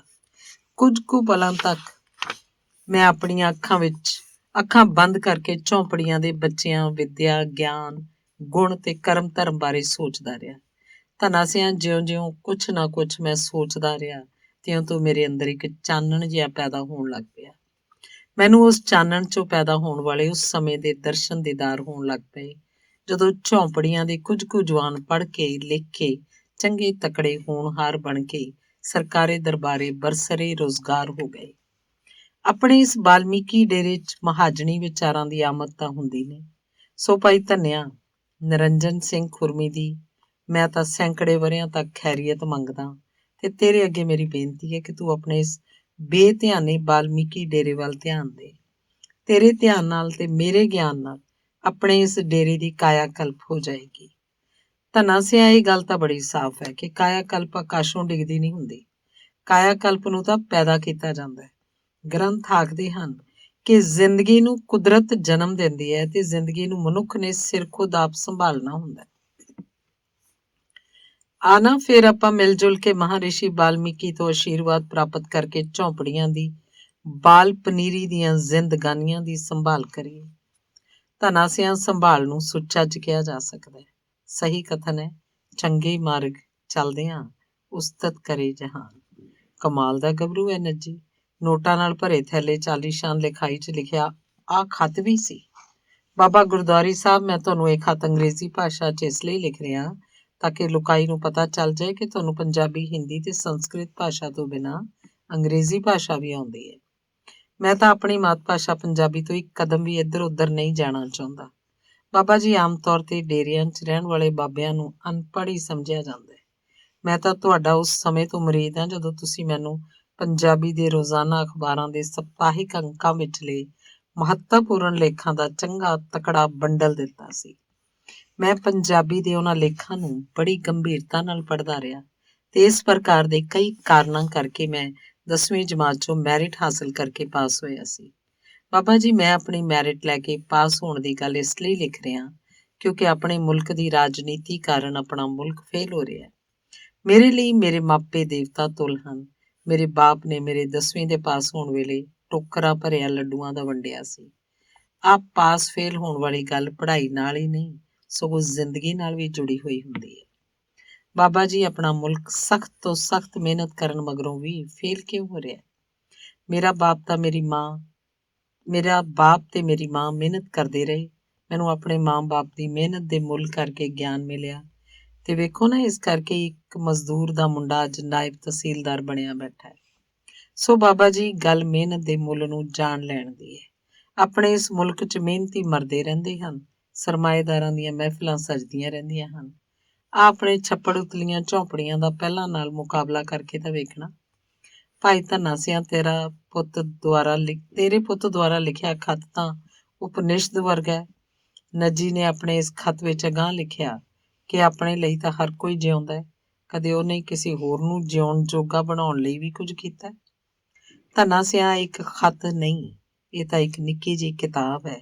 ਇਸ ਕਿਤਾਬ ਦੇ ਬਾਕੀ ਪੰਨੇ ਪੜ੍ਹ ਕੇ ਤੈਨੂੰ ਕਦੇ ਫਿਰ ਸੁਣਾਵਾਂਗਾ। ਫਿਲਹਾਲ ਤੂੰ ਅੱਜ ਮੇਰੀ ਬੇਨਤੀ ਨੂੰ ਭਲੀ ਪ੍ਰਕਾਰ ਆਪਣੇ ਪੱਲੇ ਬੰਨ੍ਹ ਲੈ ਤਾਂ ਬਾਲਮੀਕੀ ਡੇਰੇ ਨੂੰ ਸਾਫ਼ ਸੁਥਰਾ ਬਣਾਉਣ ਲੱਗ ਜਾ। ਕਾਂਡ 5। ਅੱਜ ਹੁਣ ਜਦੋਂ ਬਾਹਰੋਂ ਕਿਸੇ ਥਾਂ ਤੋਂ ਘਰ 'ਚ ਮਹਿਮਾਨ ਆਇਆ ਤਾਂ ਉਸ ਸਮੇਂ ਨੱਜੀ ਦੀ ਮਾਂ ਅਜੈਬ ਕੌਰ ਕੱਲੀ ਸੀ।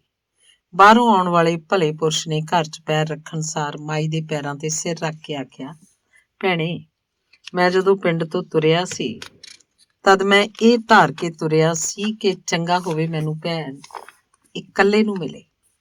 ਬਾਹਰੋਂ ਆਉਣ ਵਾਲਾ ਮਹਿਮਾਨ ਮਾਈ ਅਜੈਬ ਕੌਰ ਦੀ ਮਾਸੀ ਦਾ ਮੁੰਡਾ ਸੀ। ਅਜੈਬ ਕੌਰ ਤੇ ਉਹਦੀ ਮਾਸੀ ਦੇ ਮੁੰਡੇ ਦੀ ਉਮਰ 'ਚ 15-16 ਵਰ੍ਹਿਆਂ ਦਾ ਫਰਕ ਸੀ। ਉਹ ਜਿਸ ਮੰਤਵ ਨੂੰ ਲੈ ਕੇ ਆਪਣੀ ਭੈਣ ਘਰ ਆਇਆ ਸੀ, ਉਹ ਮੰਤਵ ਬੜਾ ਪਿਆਰਾ ਸੀ। ਅਜੈਬ ਕੌਰ ਤਾਂ ਆਪਣੇ ਮਾਸੀ ਦੇ ਮੁੰਡੇ ਨੂੰ ਹੱਥਾਂ 'ਚ ਚੁੱਕ ਲੈਣਾ ਚਾਹੁੰਦੀ ਸੀ। ਫਿਰ ਵੀ ਉਹਨੇ ਆਪਣੇ ਭਰਾ ਲਈ ਉਚੇਚ ਨਾਲ ਚਾਹ ਪਾਣੀ ਤਿਆਰ ਕਰਨਾ ਸ਼ੁਰੂ ਕਰ ਲਿਆ। ਜਿੱਥੇ ਅਜੈਬ ਕੌਰ ਚਾਹ ਪਾਣੀ ਤਿਆਰ ਕਰਦੀ ਸੀ, ਉੱਥੇ ਹੀ ਉਹਨੇ ਆਪਣੇ ਭਾਈ ਦੇ ਬੈਠਣ ਲਈ ਆਰਾਮ ਕੁਰਸੀ ਲਿਆ ਰੱਖੀ। ਭੈਣ ਆਪਣੇ ਭਰਾ ਲਈ ਚਾਹ ਪਾਣੀ ਤਿਆਰ ਕਰਦੀ ਰਹੀ ਤੇ ਭਰਾ ਆਪਣੇ ਆਉਣ ਦੇ ਮੰਤਵ ਬਾਰੇ ਇੰਜ ਦੱਸਦਾ ਰਿਹਾ। ਵੇਖ ਭੈਣੇ, ਕੁੜੀ ਕਾਹਦੀ ਹੈ, ਹੱਥ ਲਾਇਆ ਮੈਲੀ ਹੁੰਦੀ ਹੈ। ਉਹ ਗੁਣਾਂ ਦਾ ਭੰਡਾਰ ਹੈ। ਅੱਜ ਕੱਲ ਉਹਨੂੰ ਪੁਲਿਸ ਮਹਿਕਮੇ ਨੇ ਇੰਸਪੈਕਟਰ ਦੀ ਨੌਕਰੀ ਦਿੱਤੀ ਹੋਈ ਹੈ। ਉਹ ਹੁਣ ਇਹਨਾਂ ਦਿਨਾਂ 'ਚ ਪੁਲਿਸ ਮਹਿਕਮੇ ਦੀਆਂ ਬੰਗਲੁਰੂ ਵਿਖੇ ਮੁਲਕ ਦੇ ਪੁਲਿਸ ਮੁਕਾਬਲਿਆਂ 'ਚ ਉੱਚੀ ਛਾਲ ਦੇ ਮੁਕਾਬਲੇ 'ਚ ਹਿੱਸਾ ਲੈਣ ਗਈ ਹੋਈ ਹੈ। ਸਕੂਲ ਮੁਕਾਬਲਿਆਂ 'ਚੋਂ ਪਿਛਲੇਰੇ ਵਰ੍ਹੇ ਅੱਵਲ ਰਹੀ ਸੀ। ਹਰ ਸਾਲ ਉਹਦੀ ਉੱਚੀ ਛਾਲ ਦੀ ਉਚਾਈ 'ਚ ਵਾਧਾ ਹੁੰਦਾ ਹੀ ਰਹਿੰਦਾ ਹੈ। ਬੜੀ ਧੱਕੜ ਕੁੜੀ ਹੈ। ਉਹਦਾ ਬਾਪ ਆਪਣੇ ਹੀ ਪਿੰਡ ਦੇ ਹਾਈ ਸਕੂਲ 'ਚ PT ਮਾਸਟਰ ਲੱਗਿਆ ਹੋਇਆ ਹੈ। ਉਹ ਤਾਂ ਕਈ ਮਹੀਨਿਆਂ ਤੋਂ ਮੈਨੂੰ ਆਪਣੇ ਨਿੱਜੀ ਖਾਤਰ ਘੱਲਣ ਲਈ ਕਹਿੰਦਾ ਆ ਰਿਹਾ। ਇਸ PT ਮਾਸਟਰ ਨੂੰ ਨੱਜੀ ਬਾਰੇ ਅਲਫ ਤੋਂ ਜੇ ਤੱਕ ਪਤਾ ਹੈ। ਮੇਰੇ ਪਿੰਡ ਦਾ ਇਹ ਪੀਟੀ ਮਾਸਟਰ ਪੜ੍ਹਨ ਲਿਖਣ 'ਚ ਥੋੜ੍ਹੀ ਬਹੁਤ ਰੁਚੀ ਵੀ ਰੱਖਦਾ ਹੈ। ਉਹ ਹਰ ਹਫ਼ਤੇ ਨੱਜੀ ਦੀ ਪੰਜਾਬ ਦੇ ਕਿਸੇ ਨਾ ਕਿਸੇ ਅਖਬਾਰ 'ਚ ਕਵਿਤਾ ਨੂੰ ਪੜ੍ਹਦਾ ਰਹਿੰਦਾ ਹੈ।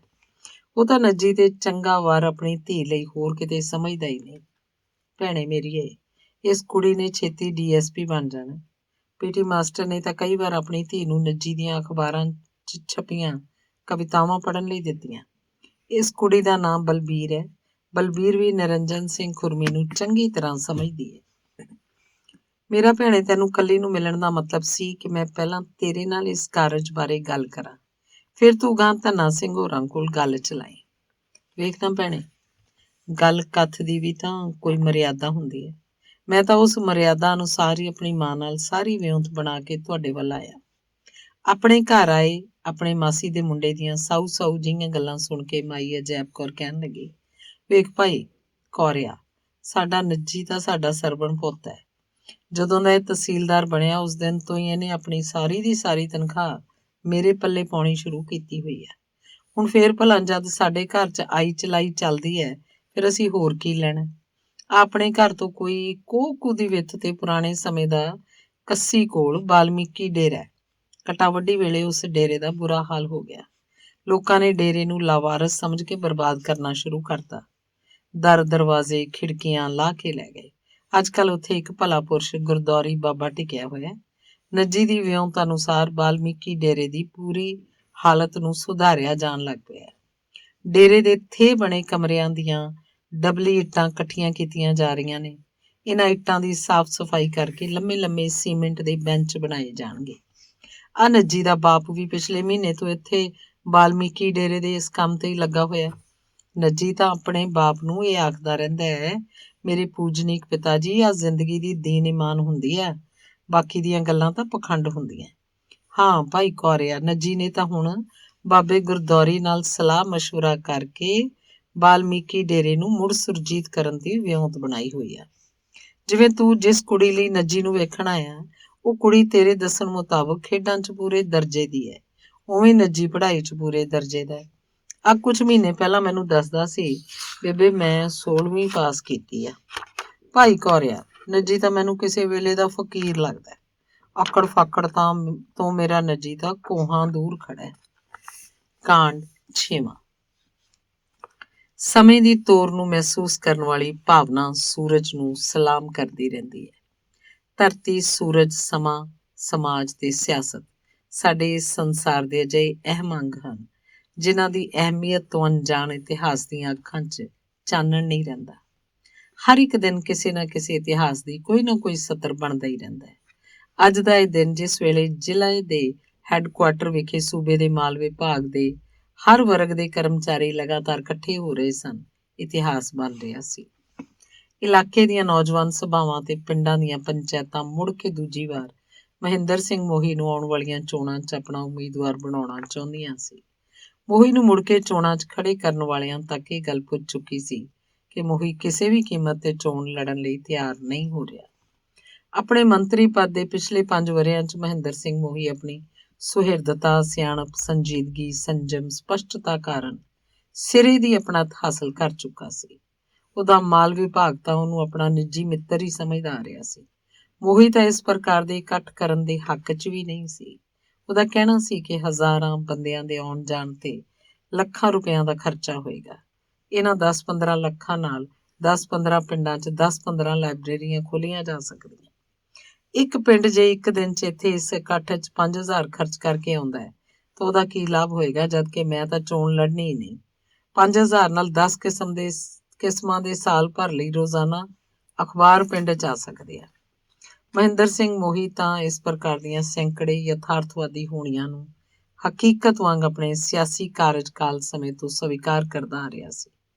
ਇਸ ਸਿਲਸਿਲੇ ਤਹਿਤ ਜਦੋਂ ਕਦੇ ਵੀ ਪਟਵਾਰੀਆਂ ਨੇ ਆਪਣੀਆਂ ਮੰਗਾਂ ਲਈ ਕਦੀ ਕੋਈ ਹੜਤਾਲ ਇਤਿਆਦ ਕਰਨ ਲਈ ਵਿਉਂਤ ਬਣਾਉਣੀ, ਤਾਂ ਮੋਹੀ ਹੋਰਾਂ ਨੇ ਵਜ਼ੀਰੀ ਸੰਭਾਲਣ ਵੇਲੇ ਕੀਤੇ ਵਾਅਦੇ ਅਨੁਸਾਰ ਸਿਰ ਖੁਦ ਆਪਣੇ ਮਹਿਕਮੇ ਦੇ ਕਰਮਚਾਰੀਆਂ ਨਾਲ ਰਾਬਤਾ ਕਾਇਮ ਕਰਕੇ ਸਿਰ ਖੁਦ ਫਿੜਕੇ ਵਾਂਗ ਉਹਨਾਂ 'ਚ ਆ ਹਾਜ਼ਰ ਹੋ ਜਾਣਾ। ਭਾਈਚਾਰਕ ਮਾਹੌਲ 'ਚ ਮਸਲਿਆਂ ਨੂੰ ਤੁਰਤ ਫੁਰਤ ਨਜਿੱਠ ਲਿਆ ਜਾਂਦਾ ਸੀ। ਮੋਹੀ ਹੋਰਾਂ ਨੇ ਇਸ ਮੰਤਰ ਨੂੰ ਅਪਣਾਇਆ ਹੋਇਆ ਸੀ ਕਿ ਸਮਾਜ ਤੇ ਸਰਕਾਰ ਦੀ ਆਪਸਦਾਰੀ ਨੂੰ ਸਿਆਸਤ ਸਾਂਝ ਵਜੋਂ ਅਪਣਾ ਨਹੀਂ ਰਹੀ। ਪਿਛਲੇ 5 ਵਰ੍ਹਿਆਂ 'ਚ ਮੋਹੀ ਹੋਰਾਂ ਨੇ ਪੂਰੀ ਤਰ੍ਹਾਂ ਆਪਣੇ ਸੂਬੇ ਦੀ ਸਿਆਸਤ ਦੇ ਚਰਿੱਤਰ ਨੂੰ ਪੜ੍ਹ ਲਿਆ ਸੀ। ਮਹਿੰਦਰ ਸਿੰਘ ਮੋਹੀ ਨੇ ਤਾਂ ਆਪਣੇ ਜਮਾਤੀ ਨਿਰੰਜਨ ਸਿੰਘ ਖੁਰਮੀ ਨਾਲ ਕਦੇ ਸੰਵਾਦ ਸਾਂਝਾ ਕਰਦਿਆਂ ਆਖਿਆ ਸੀ ਕਿ ਉਹਨਾਂ ਦੇ ਸੂਬੇ ਦੀ ਸਿਆਸਤ ਤਾਂ ਬਦ ਚੱਲਣ ਹੈ। ਬਦ ਚੱਲਣ ਸਿਆਸੀ ਚਰਿੱਤਰ ਸਾਂਝ ਨੂੰ ਮੁੱਲਵਾਨ ਵਸਤੂ ਨਹੀਂ ਸਮਝਦਾ। ਬਦ ਚੱਲਣ ਚਰਿੱਤਰ ਵਾਲੀ ਸਿਆਸਤ ਸਮਾਜਿਕ, ਆਰਥਿਕ, ਸੱਭਿਆਚਾਰਕ ਤੇ ਸੰਸਕ੍ਰਿਤਿਕ ਸਹਿ ਹੋਂਦ ਨੂੰ ਸਥਾਪਿਤ ਨਹੀਂ ਕਰ ਸਕਦੀ। ਲੋਕਤੰਤਰ ਦੀ ਪੂਰਨਤਾ ਲਈ ਸਮਾਜਿਕ ਤੇ ਸਰਕਾਰੀ ਸਹਿ ਹੋਂਦ ਵਰਗੇ ਜਜ਼ਬੇ ਨੇ ਪ੍ਰਫੁੱਲਤ ਹੋਣਾ ਹੁੰਦਾ ਹੈ। ਪਿਛਲੇ 5 ਵਰ੍ਹਿਆਂ 'ਚ ਨਾ ਤਾਂ ਮਹਿੰਦਰ ਸਿੰਘ ਮੋਹੀ ਬਦ ਚੱਲਣ ਬਣਿਆ ਸੀ, ਨਾ ਹੀ ਉਹਨੇ ਆਪਣੇ ਹਿੱਸੇ 'ਚ ਆਈ ਸਿਆਸਤ ਨੂੰ ਬਦ ਚੱਲਣ ਬਣਨ ਦਿੱਤਾ ਸੀ। ਉਹ ਜਿੱਥੇ ਵੀ ਜਾਂਦਾ ਆਮ ਆਦਮੀ ਦੀ ਅਸਲੀਅਤ ਦਾ ਉਪਾਸ਼ਕ ਬਣ ਕੇ ਜਾਂਦਾ ਤੇ ਉਹਦੇ ਨੇੜੇ ਆਉਣ ਵਾਲੇ ਇਸ ਪ੍ਰਕਾਰ ਦੀ ਅਸਲੀਅਤ ਦਾ ਭਲੀ ਪ੍ਰਕਾਰ ਆਨੰਦ ਲੈਂਦੇ ਰਹਿੰਦੇ। ਮੋਹੀ ਨੂੰ ਮਿਲਣ ਲਈ ਕਿਸੇ ਔਕੜ ਦਾ ਕਿਸੇ ਨੂੰ ਕੋਈ ਸਾਹਮਣਾ ਨਹੀਂ ਸੀ ਕਰਨਾ ਪੈਂਦਾ। ਨਤੀਜਾ ਸਾਫ਼ ਸੀ ਕਿ ਮਹਿੰਦਰ ਸਿੰਘ ਮੋਹੀ ਨੇ ਹਰਮਨ ਪਿਆਰਾ ਹੋਣ ਦੀ ਖੱਟੀ ਖੱਟ ਲਈ ਸੀ ਤੇ ਉਹਨੂੰ ਆਮ ਖਾਸ ਦੀ ਚੰਗੀ ਤਕੜੀ ਜਾਣਕਾਰੀ ਹੋ ਚੁੱਕੀ ਸੀ। ਸਮਾਂ ਤੁਰਦਾ ਰਿਹਾ। ਮਹਿੰਦਰ ਸਿੰਘ ਮੋਹੀ ਬਿਨਾਂ ਕਿਸੇ ਔਕ ਤੇ ਔਕੜ ਤੇ ਆਪਣੇ ਆਪ ਨੂੰ ਆਨੰਦਿਤ ਬਣਾਉਣ ਲਈ ਵਿਉਂਤ ਵੱਲ ਹੋ ਤੁਰਿਆ। ਪਿਛਲੇ ਕਈ ਮਹੀਨਿਆਂ ਤੋਂ ਨੱਜੀ ਨੂੰ ਆਪਣੇ ਜਮਾਤੀ ਮਹਿੰਦਰ ਸਿੰਘ ਮੋਹੀ ਨਾਲ ਮਿਲ ਕੇ ਉਹਦੇ ਮਾਲ ਮੰਤਰੀ ਬਣੇ ਰਹਿਣ ਵਾਲੇ ਅਨੁਭਵ ਦੀ ਪ੍ਰਾਪਤੀ ਵਾਲੀ ਇੱਛਾ ਨੇ ਫੜਿਆ ਹੋਇਆ ਸੀ। ਬੜੀ ਸਾਫ਼ ਤੇ ਸਿੱਧੀ ਗੱਲ ਹੈ ਕਿ ਜਦੋਂ ਆਦਮੀ ਨੂੰ ਉਹ ਚੀਜ਼ ਮਿਲ ਜਾਂਦੀ ਹੈ ਜਿਸ ਲਈ ਉਹ ਤਰਲੋ ਮੱਛੀ ਨਹੀਂ ਹੋਇਆ ਹੁੰਦਾ, ਤਦ ਉਸ ਕੋਲ ਕੋਈ ਵੱਖਰਾਪਨ ਆ ਟਿਕਦਾ ਹੈ। ਮੋਹੀ ਦਾ ਮੁੱਢ ਤੋਂ ਹੀ ਟਿਕਾ ਵਾਲੀ ਤਮੰਨਾ ਦਾ ਉਪਾਸ਼ਕ ਸੀ, ਸੋ ਇਸ ਪ੍ਰਕਾਰ ਦੀ ਮਨੋਵਿਰਤੀ ਤਹਿਤ ਮੋਹੀ ਦਾ ਮਾਲ ਮੰਤਰੀ ਬਣ ਜਾਣਾ ਇੱਕ ਅਜੂਬਾ ਸੀ। ਇੰਜ ਜਦ ਨੱਜੀ ਪੂਰੀ ਪੁੱਛ ਗਿੱਛ ਮਗਰੋਂ ਅੱਜ ਉਹ ਮਹਿੰਦਰ ਸਿੰਘ ਮੋਹੀ ਨੂੰ ਮਿਲਣ ਵਾਸਤੇ ਉਹਦੇ ਖੇਤ ਗਿਆ, ਤਦ ਮੋਹੀ ਆਪਣੇ ਖੇਤ ਦੇ ਇੱਕ ਪਾਸੇ ਕੂਨੀ ਕਿੱਕਰ ਕੋਲ ਬੈਠਾ ਛੱਲੀ ਭੁੰਨ ਰਿਹਾ ਸੀ। ਨੱਜੀ ਨੂੰ ਦੂਰੋਂ ਹੀ ਮੋਹੀ ਦਿਸ ਗਿਆ। ਨੱਜੀ ਨਾਲ ਉਹਦੇ ਪਿੰਡ ਦਾ ਹੀ ਮਥੁਰਾ ਵਕੀਲ ਵੀ ਸੀ। ਕਚਹਿਰੀਆਂ ਅੱਜ ਬੰਦ ਸਨ। ਮਥੁਰੇ ਤੇ ਨੱਜੀ ਨੇ ਮੋਹੀ ਨੂੰ ਮਿਲਣ ਦੀ ਭਲੀ ਪ੍ਰਕਾਰ ਪਹਿਲਾਂ ਹੀ ਵਿਉਂਤ ਬਣਾ ਰੱਖੀ ਸੀ। ਮਥੁਰੇ ਨੇ ਆਪਣੀ ਕਾਰ ਨੂੰ ਮੋਹੀ ਦੇ ਖੇਤ ਤੱਕ ਜਾਣ ਲਈ ਜਿਹੜਾ ਰਾਹ ਚੁਣਿਆ, ਉਸ ਰਾਹ ਤੇ ਜਾਣ ਵਾਲੀ ਕਾਰ ਦਾ ਮੋਹੀ ਨੂੰ ਪਤਾ ਨਹੀਂ ਸੀ ਲੱਗਣਾ। ਛੱਲੀ ਭੁੰਨਦੇ ਮੋਹੀ ਨੂੰ ਤਾਂ ਉਸ ਵੇਲੇ ਹੀ ਪਤਾ ਲੱਗਾ ਜਦ ਨੱਜੀ ਤੇ ਮਥੁਰਾ ਉਹਦੇ ਸਿਰ ਤੇ ਜਾ ਖਲੋਤੇ। ਇਸ ਦੌਰਾਨ ਸਭ ਤੋਂ ਬੇਹੱਦ ਪਿਆਰੀ ਘਟਨਾ ਇਹ ਘਟੀ ਕਿ ਮਥੁਰੇ ਨੂੰ ਘਚੋਨੀ ਜੀ ਦੇ ਕੇ ਕਾਰ 'ਚ ਆ ਬੈਠੀ ਮਥੁਰੇ ਦੀ ਨਿੱਕੀ ਬੱਚੀ ਮੈਮੀ ਚੀਂ ਚਾਂ ਕਰਦੀ ਮੋਹੀ ਦੀ ਗੋਦੀ 'ਚ ਜਾ ਬੈਠੀ। ਹੁਣ ਤਾਂ ਫਿਰ ਹੋਕਰੇ ਤੇ ਹੋਕਰਾ ਪੈਣਾ ਸ਼ੁਰੂ ਹੋ ਗਿਆ ਸੀ। ਮੋਹੀ ਨੇ ਆਪਣੇ 2 ਸੀਰੀਆਂ 2 ਪਾਲੀਆਂ ਨੂੰ ਸੱਦਣਾ ਸ਼ੁਰੂ ਕਰਤਾ। ਮਹਿਫਿਲ ਵੱਜਣੀ ਸ਼ੁਰੂ ਹੋ ਗਈ। 3 ਜਮਾਤੀਆਂ ਦੇ ਇਹ ਆਪਸੀ ਮਿਲਣ ਵਾਲੇ ਅਚਾਨਕ ਪਲ ਵਿਸ਼ੇਸ਼ ਕਿਸਮ ਦੀ ਵਿਲੱਖਣਤਾ ਦੇ ਸੂਚਕ ਸਨ। ਖੇਤ ਵਿਚਲਾ ਭਿੰਨ ਕਿਸਮ ਦਾ ਫਰਨੀਚਰ ਕੂਨੀ ਕਿੱਕਰ ਕੋਲ ਆ ਟਿਕਿਆ। ਮੋਹੀ ਹੋਰਾਂ ਨੇ ਆਪਣੇ ਖੇਤੀ ਧੰਦੇ ਨੂੰ ਧੰਨਵਾਦ ਦਾ ਰੂਪ ਬਖਸ਼ਿਆ ਹੋਇਆ ਸੀ। ਨੱਜੀ ਹੋਰਾਂ ਦੁਆਰਾ ਲਿਆਂਦੇ ਗਏ 5 ਕਿਲੋ ਲੱਡੂ ਵੰਡੇ ਜਾਣ ਲੱਗ ਪਏ। ਕੁਝ ਸਮੇਂ ਮਗਰੋਂ ਜਦ ਮੈਮੀ ਆਪਣੇ ਬਾਲਪਨ ਦੀ ਚੰਚਲਤਾ ਅਧੀਨ ਮੱਕੀ ਦੇ ਖੇਤ 'ਚੋਂ ਮੱਕੀ ਦੇ ਇੱਕ ਟਾਂਡੇ ਨਾਲ ਲੱਗੀ ਛੱਲੀ ਤੋੜਨ ਚਲੀ ਗਈ। ਹਾਲੀ ਪਾਲੀ ਮਹਿਮਾਨਾਂ ਦੀ ਆਓ ਭਗਤ ਮਗਰੋਂ ਆਪਣੇ ਕੰਮਾਂ ਧੰਦਿਆਂ ਵੱਲ ਹੋ ਤੁਰੇ ਤਾਂ ਉਹਨਾਂ ਦੇ ਹੱਥਾਂ 'ਚ 2 4 ਲੱਡੂ ਸਨ। ਲੱਡੂ ਖਾਂਦੇ, ਖੱਦੋ ਮਸਤੀ ਕਰਦੇ ਕਾਮਿਆਂ ਨੂੰ ਵਾਪਸ ਜਾਂਦਿਆਂ ਵੇਖ ਮਥੁਰੇ ਨੇ ਬੋਲੀ ਕਹਿ ਮਾਰੀ, ਲੱਡੂ ਵੰਡ ਦੀ ਕਚਹਿਰੀਆਂ ਆਵਾਂ, ਪਹਿਲੀ ਪੇਸ਼ੀ ਯਾਰ ਛੁੱਟ ਜੇ। ਇਸ ਗੀਤ ਨੂੰ ਸੁਣ ਕੇ ਨੱਜੀ ਨੇ ਆਖਿਆ, ਗੀਤ ਤਾਂ ਆ ਵੀ ਹੈ, ਤੂੰ ਪੱਟੀ ਲੱਡੂਆਂ ਨੇ ਤੇਰੀ ਤੋਰ ਨੇ ਪੱਟਿਆ ਪਟਵਾਰੀ। ਹੁਣ ਜਦ ਪੱਟਿਆ ਸ਼ਬਦ ਅੱਗੇ ਆਇਆ ਤਦ ਮੋਹੀ ਹੋਰਾਂ ਨੇ ਕਿਹਾ, ਪਰਜਾ ਤੰਤਰ ਨੇ ਆਪਣੇ ਮੁਲਕ ਨੂੰ ਪੱਟ ਸੁੱਟਿਆ। ਇੰਜ ਇਸ ਸਿਲਸਿਲੇ ਤਹਿਤ ਨੱਜੀ ਹੋਰਾਂ ਨੇ ਆਪਣੇ ਘਰ 'ਚ ਆਪਣੇ ਵਿਆਹ ਮੌਕੇ ਬਣਾਏ ਜਾਣ ਵਾਲੇ ਲੱਡੂਆਂ ਦੀ ਕਹਾਣੀ ਇੰਜ ਸੁਣਾਈ। ਵੇਖੋ ਵੀ ਮਿੱਤਰੋ, ਮੈਂ ਆਪਣੇ ਬਾਪ ਨੂੰ ਇਸ ਗੱਲ ਤੇ ਸਹਿਮਤ ਕਰ ਲਿਆ ਕਿ ਆਪਾਂ ਮਠਿਆਈ ਦੀਆਂ ਬਹੁਤੀਆਂ ਆਈਟਮਾਂ ਬਣਾਉਣ ਦੀ ਥਾਂ ਕੇਵਲ ਦੇਸੀ ਘਿਓ ਦੇ ਲੱਡੂ ਹੀ ਬਣਾਉਣੇ ਆ। ਦੇਸੀ ਘਿਓ ਨਾਲ ਬਣੇ ਲੱਡੂਆਂ ਦਾ ਜ਼ਾਇਕਾ ਵਿਗੜਦਾ ਨਹੀਂ। ਬਸ ਉਸ ਹਿਸਾਬ ਤਹਿਤ ਵਿਆਹ ਹੋ ਜਾਣ ਮਗਰੋਂ ਵੀ ਘਰ 'ਚ 3-4 ਟੋਕਰੇ ਲੱਡੂਆਂ ਦੇ ਭਰੇ ਪਏ ਹੈ। ਜਿਹੜਾ ਮੇਰੇ ਵਿਆਹ ਦੀਆਂ ਮੁਬਾਰਕਾਂ ਦੇਣ ਆਉਂਦਾ ਹੈ, ਫੰਨੇ ਖਾਂ ਚਾਹ ਨਾਲ ਛੰਨਾ ਭਰ ਕੇ ਉਸ ਸਾਹਮਣੇ ਦੇਸੀ ਘਿਓ ਦੇ ਲੱਡੂਆਂ ਨਾਲ ਭਰਿਆ ਥਾਲ ਜਦ ਰੱਖ ਦੇਈਦਾ ਹੈ, ਅਸ਼ ਹੋਣ ਲੱਗ ਪੈਂਦੀ ਹੈ। ਕੂਨੀਆਂ ਕੂਲੀਆਂ ਇਸ ਪ੍ਰਕਾਰ ਦੀਆਂ ਗੱਲਾਂ ਤੇ ਦੌਰ ਤਹਿਤ ਨੱਜੀ ਦੇ ਵਿਆਹ ਦਾ ਵੇਰਵਾ ਤੁਰ ਪਿਆ। ਨੱਜੀ ਆਪਣੇ ਵਿਆਹ ਦੀ ਵਾਰਤਾ ਸੁਣਾਉਂਦਾ ਰਿਹਾ ਤੇ ਮੋਹੀ ਤੇ ਮਥੁਰਾ ਉਸ ਵੇਰਵੇ ਨੂੰ ਸੁਣਦੇ ਰਹੇ। ਨੱਜੀ ਮਹਿਮੀ ਛੱਲੀਆਂ ਨਾਲ ਪਰਚਦੀ ਰਹੀ। ਨੰਨੀ ਮਹਿਮੀ ਛੱਲੀਆਂ ਨਾਲ ਪਰਚਦੀ ਰਹੀ। ਵੇਖੋ ਵੀ ਮਿੱਤਰ ਪਿਆਰਿਓ, ਸਭ ਤੋਂ ਵੱਧ ਚਾਅ ਮੇਰੇ ਵਿਆਹ ਦਾ ਮੇਰੀ ਮਾਂ ਅਜੈਬ ਕੌਰ ਨੂੰ ਸੀ। ਮੇਰੀ ਮਾਸੀ ਦਾ ਮੁੰਡਾ ਕੌਰੀ, ਉਹ ਕੁੜੀ ਜਿਸ ਨਾਲ ਮੇਰਾ ਵਿਆਹ ਹੋਇਆ, ਕਰਾਮਾਤੀ ਦੱਸਦਾ ਰਿਹਾ। ਨਿਰਸੰਦੇਹ ਬਲਬੀਰ ਕੌਰ ਆਪਣੀ ਖੇਲ 'ਚ ਕਰਾਮਾਤ ਹੈ, ਪਰ ਜ਼ਿੰਦਗੀ ਦੀ ਸਮੁੱਚੀ ਕਲਾ ਦੇ ਬਹੁਪਰਤੀ ਪਾਠ ਇੱਕ ਨੁਕਤੇ ਤੋਂ ਹੀ ਖੜੇ ਨਹੀਂ ਰਹਿ ਸਕਦੇ। ਬਲਬੀਰ ਕੌਰ ਪੁਲਿਸ ਵਿਭਾਗ 'ਚ ਇੰਸਪੈਕਟਰ ਹੈ। ਉਹਨੇ ਆਪਣੇ ਮਹਿਕਮੇ ਨੂੰ ਇਸ ਮੁਲਕ ਦੇ ਵੱਖ-ਵੱਖ ਸੂਬਿਆਂ ਦੀ ਪੁਲਿਸ ਤੋਂ ਸਭ ਤੋਂ ਵੱਧ ਉਚਾਈ ਵਾਲੀ ਛਾਲ ਮਾਰ ਕੇ ਮੋਹਰੀ ਬਣਾਇਆ ਹੋਇਆ। ਹਾਂ ਵੀ ਸੱਜਣੋ, ਜਦ ਮੈਂ ਪਿਛਲੇ ਦਿਨੀ ਆਪਣੀ ਘਰਵਾਲੀ ਨੂੰ ਸਹਿਜ ਭਾਵ ਨਾਲ ਆਖਿਆ ਕਿ ਉੱਚੀ ਛਾਲ ਵਾਂਗ ਆਦਮੀ ਦੇ ਖਿਆਲ ਵੀ ਉੱਚੇ ਹੋਣੇ ਚਾਹੀਦੇ ਹਨ, ਤਦ ਮੇਰੀ ਘਰਵਾਲੀ ਮੇਰੀ ਇਸ ਗੱਲ ਨੂੰ ਸੁਣ ਕੇ ਤੜਿੰਗ ਹੋ ਗਈ। ਵੇਖੋ ਬਈ ਭਗਤੋ, ਮੈਂ ਤਾਂ ਮਨੋਵਿਗਿਆਨ ਦੀ ਵਿਆਖਿਆ ਕਰਨ ਵਾਲੀਆਂ ਪੁਸਤਕਾਂ ਵੀ ਪੜ੍ਹਦਾ ਰਹਿਣਾ। ਹੁਣ ਮੈਂ ਜਦ ਆਪਣੀ ਘਰਵਾਲੀ ਦੀਆਂ ਅੱਖਾਂ 'ਚ ਆਈਆਂ ਭਾਵਨਾਵਾਂ ਨੂੰ ਪੜ੍ਹ ਰਿਹਾ ਸੀ, ਤਦ ਮੈਨੂੰ ਇੰਜ ਲੱਗਿਆ ਜਿਵੇਂ ਮੈਨੂੰ ਉਹ ਇੱਕ ਮੁਲਜ਼ਿਮ ਵਾਂਗ ਵੇਖ ਰਹੀ ਹੋਵੇ। ਮੈਂ ਘਰਵਾਲੀ ਨੂੰ ਮਾਲਕ ਦੀ ਥਾਵੇਂ ਮਿੱਤਰ ਦਾ ਦਰਜਾ ਦੇਣ ਵਾਲਾ ਬੰਦਾ। ਮੋਹੀ ਸਾਹਿਬ ਮੇਰੇ ਸਾਹਮਣੇ ਉਸ ਦਿਨ ਮਾਲਕ, ਮਿੱਤਰ ਤੇ ਮੁਲਜ਼ਮ ਦੋ ਸ਼ਬਦ ਇੰਜ ਸਨ ਜਿਵੇਂ ਉਹ ਹੱਥ ਬੰਨੀ ਮੈਨੂੰ ਕਿਸੇ ਕਿਸਮ ਦੀ ਬੇਨਤੀ ਕਰ ਰਹੇ ਹੋਣ। ਵੇਖੋ ਵੀ ਦੋਸਤੋ, ਸ਼ਬਦ ਤਾਂ ਆਪਣੇ ਆਪ 'ਚ ਅਧੂਰੇ ਬਣੇ ਰਹਿੰਦੇ ਆ ਜੇ ਉਹਨਾਂ ਦੀ ਆਪਣੀ ਜ਼ਿੰਦਗੀ 'ਚ ਵਰਤੋਂ ਨਹੀਂ ਕਰਦੇ। ਮੈਂ ਆਪਣੀ ਘਰਵਾਲੀ ਨੂੰ ਆਖਿਆ, ਘਰਵਾਲੀ ਨੂੰ ਜੀਵਨ ਸਾਥਣ ਵੀ ਕਿਹਾ ਜਾਂਦਾ ਹੈ। ਤੇਰੀ ਇਸ ਘਰ 'ਚ ਆਮਦ ਮੇਰੀ ਸਮੁੱਚੀ ਉਮਰ ਲਈ ਸੁਗਾਤ ਵਾਂਗ ਹੈ। ਮੈਂ ਜਦ ਤੇਰੀ ਉੱਚੀ ਛਾਲ ਦੀ ਉੱਚੀ ਪੱਧਰ ਵਾਲੀ ਪ੍ਰਾਪਤੀ ਦੀ ਪ੍ਰਸ਼ੰਸਾ ਕਰਦਿਆਂ ਕਿਹਾ ਸੀ ਕਿ ਉੱਚੇ ਖਿਆਲ ਉਮਰ ਨੂੰ ਅਮੀਰ ਬਣਾਈ ਰੱਖਣ ਲਈ ਮਦਦਗਾਰ ਬਣੇ ਰਹਿੰਦੇ ਹਨ, ਤਦ ਤੂੰ ਮੇਰੇ ਕਥਨ ਨੂੰ ਸਹੀ ਰੂਪ 'ਚ ਸਵੀਕਾਰ ਕਰਨ ਤੋਂ ਅੱਗੜ ਪਿੱਛੜ ਸੀ। ਖੈਰ, ਮੈਂ ਉਸ ਗੱਲ ਨੂੰ ਕਹਿਣ ਦੇ ਹੱਕ 'ਚ ਨਹੀਂ ਹਾਂ ਜਿਸ ਨਾਲ ਸਹਿਮਤੀ ਨਾ ਬਣ ਸਕੇ। ਨੱਜੀ ਜਦ ਇਸ ਪ੍ਰਕਾਰ ਦੇ ਬੋਲ ਰਿਹਾ ਸੀ ਤੇ ਮਹਿਮੀ ਦੀ ਮੱਕੀ ਦੇ ਖੇਤ ਦੇ ਕਿਆਰੇ 'ਚੋਂ ਰੋਣ ਦੀ ਆਵਾਜ਼ ਆਈ। ਹੁਣ ਜਿੱਥੋਂ ਰੋਣ ਦੀ ਆਵਾਜ਼ ਆ ਰਹੀ ਸੀ, ਉਸ ਵੱਲ 3 ਬੰਦੇ ਭੱਜ ਚੱਲੇ। ਗਾਂਹ ਕੀ ਵੇਖਦਿਆਂ ਮਹਿਮੀ ਇੱਕ ਕਿਆਰੀ ਦੀ ਵੱਟ ਨੂੰ ਟੱਪਣ ਲੱਗੀ ਡਿੱਗ ਪਈ ਸੀ। ਉਹਦਾ ਇੱਕ ਹੱਥ ਅਜੇ ਵੀ ਆਪਣੀ ਫਰਾਕ ਨੂੰ ਫੜੀ ਬੈਠਾ ਸੀ। ਮਹਿਮੀ ਦੇ ਫਰਾਕ ਦੀਆਂ 3-4 ਛੱਲੀਆਂ 'ਚੋਂ 1-2 ਹੇਠਾਂ ਵੀ ਡਿੱਗ ਪਈਆਂ ਸੀ। ਮਥੁਰਾ ਨੇ ਆਪਣੀ ਬੇਟੀ ਨੂੰ ਚੁੱਕਿਆ, ਪੁਚਕਾਰਿਆ। ਮੋਹੀ ਨੇ ਮਹਿਮੀ ਦੁਆਰਾ ਤੋੜੀਆਂ ਛੱਲੀਆਂ ਨੂੰ ਚੁੱਕਿਆ ਤੇ ਨੱਜੀ ਨੇ ਭੱਜ ਕੇ ਜਿੱਥੇ ਉਹ ਪਹਿਲਾਂ ਬੈਠੇ ਸੀ ਉਸ ਥਾਂ ਤੋਂ ਪਾਣੀ ਵਾਲੇ ਜੱਗ 'ਚ ਗਲਾਸ ਪਾਣੀ ਦਾ ਭਰ ਲਿਆਂਦਾ। ਜਵਾਕ ਦਾ ਰੁਦਨ ਹੁਣ ਬੰਦ ਸੀ। ਗੱਲ ਮਹਿਮੀ ਦੀ ਫਰਾਕ ਨਾਲ ਜੁੜ ਆਈ। ਆਹ ਫਰਾਕ ਖੁੱਲੇ ਡੁੱਲੇ ਕੁੜਤੇ ਦੀ ਝੋਲੀ ਦਾ ਕੀ ਮੁਕਾਬਲਾ ਕਰੂ। ਬੱਚੇ ਨੇ ਔਖੀਆਂ ਸੌਖੀਆਂ ਛੱਲੀਆਂ ਤੋੜੀਆਂ ਹੋਣਗੀਆਂ, ਫਿਰ ਉਹ ਤੋਂ ਵੱਟ ਟੱਪੀ ਨਾ ਗਈ, ਡਿੱਗ ਪਈ। ਹੁਣ ਤਾਂ ਅਸੀਂ ਛੱਲੀਆਂ ਨੂੰ ਕੁੱਕੜੀਆਂ ਵੀ ਕਹਿਣ ਲੱਗ ਪਏ ਹਾਂ। ਕੁੱਕੜੀ ਤਾਂ ਮੁਰਗੀ ਨੂੰ ਆਖਿਆ ਜਾਂਦਾ। ਕੁੱਕੜ ਤੇ ਕੁੱਕੜੀ ਤਾਂ ਮੁਰਗਾ ਤੇ ਮੁਰਗੀ ਹੁੰਦੇ ਆ। ਮਹਿਮਾ ਆਪਣੇ ਹੱਥ ਤੋੜੀਆਂ ਛੱਲੀਆਂ ਨਾਲ ਖੇਲਣ ਲੱਗ ਪਈ ਸੀ ਤੇ ਉੱਥੇ ਹੀ ਉਸ ਕੋਲ ਉਹਦੇ ਦੁਆਲੇ ਇੱਕ ਕੁੱਤੀ ਦੇ 4-5 ਕਤੂਰੇ ਆ ਕੇ ਚੌਂ ਚੌਂ ਕਰਨ ਲੱਗ ਪਏ। ਨੱਜੀ ਨੇ ਆਪਣੇ ਸੁਭਾਅ ਅਨੁਸਾਰ ਕੁੜੀ, ਕੁੱਕੜੀਆਂ ਤੇ ਕਤੂਰਿਆਂ ਦੀ ਗੱਲ ਨੂੰ ਛੱਡ ਕੇ ਕੁਝ ਪਹਿਲਾਂ ਰੋਣ ਵਾਲੀ ਮਹਿਮੀ ਦੇ ਰੁਦਨ ਤੋਂ ਆਪਣੀ ਦਾਰਸ਼ਨਿਕ ਕਿਸਮ ਦੀ ਵਾਰਤਾ ਨੂੰ ਇੰਜ ਆਰੰਭ ਕੀਤਾ। ਵੇਖੋ ਵੀ ਦੋਸਤੋ, ਹੁਣੇ ਆਪਣੀ ਨਿੱਕੜੀ ਮਹਿਮੀ ਵੱਟ 'ਚ ਅੜਕ ਕੇ ਡਿੱਗ ਪਈ। ਡਿੱਗੀ ਮਹਿਮੀ ਦਾ ਰੁਦਨ ਸੁਣ ਕੇ ਆਪਾਂ ਉਸ ਵੱਲ ਭੱਜੇ। ਪਿਆਰ, ਦੁਲਾਰ ਤੇ ਪਾਣੀ ਨੇ ਮਹਿਮੀ ਨੂੰ ਚੁੱਪ ਕਰਵਾ ਦਿੱਤਾ। ਉਹ ਵੇਖੋ, ਹੁਣ ਮਹਿਮੀ ਮੌਜ 'ਚ ਹੈ। ਮਹਿਮੀ ਨੂੰ ਮੌਜ 'ਚ ਵੇਖ ਕੇ ਮੈਨੂੰ ਆਪਣਾ ਮੁਲਕ ਤੇ ਮੁਸੀਬਤ ਯਾਦ ਆ ਰਹੇ ਹਨ। ਮੁਸੀਬਤਾਂ ਕਾਰਨ ਆਪਣਾ ਮੁਲਕ ਡਿੱਗ ਰਿਹਾ। ਮਹਿਮੀ ਦੇ ਰੁਦਨ ਦਾ ਆਪਾਂ ਇਲਾਜ ਕਰ ਦਿੱਤਾ। ਮਹਿਮੀ ਖੁਸ਼ ਹੈ। ਮੁਸੀਬਤਾਂ ਨੂੰ ਦੂਰ ਕਰ ਦਿਓ, ਮੁਲਕ ਵਿਚਾਲੀ ਕੁਰਲਾਹਟ ਖਤਮ ਹੋ ਜਾਏਗੀ। ਨੱਜੀ ਤੇਜ਼ ਰਫ਼ਤਾਰ ਵਿਉਂਤ ਵਾਂਗ ਬੋਲੀ ਜਾ ਰਿਹਾ ਸੀ। ਵੇਖੋ ਨਾ, ਮੇਰੀ ਇਸ ਵੇਲੇ ਤਨਖਾਹ 70,000 ਹੈ। ਮੇਰੀ ਘਰ ਵਾਲੀ ਨੂੰ 50-60,000 ਮਿਲਦੇ ਹੋਣਗੇ। ਹੁਣ ਮੁਕਾਬਲਾ ਕਰੋ ਉਸ ਘਰ ਦਾ ਜਿਸ 'ਚ ਲੱਖ-1.25 ਹਰ ਮਹੀਨੇ ਆਉਂਦਾ ਹੋਵੇ, ਉਸ ਘਰ ਨਾਲ ਜਿਹਦੇ ਚੁੱਲ੍ਹੇ ਅੱਗ ਮੱਚਣੀ ਵੀ ਔਖੀ ਬਣੀ ਰਹਿੰਦੀ ਹੈ।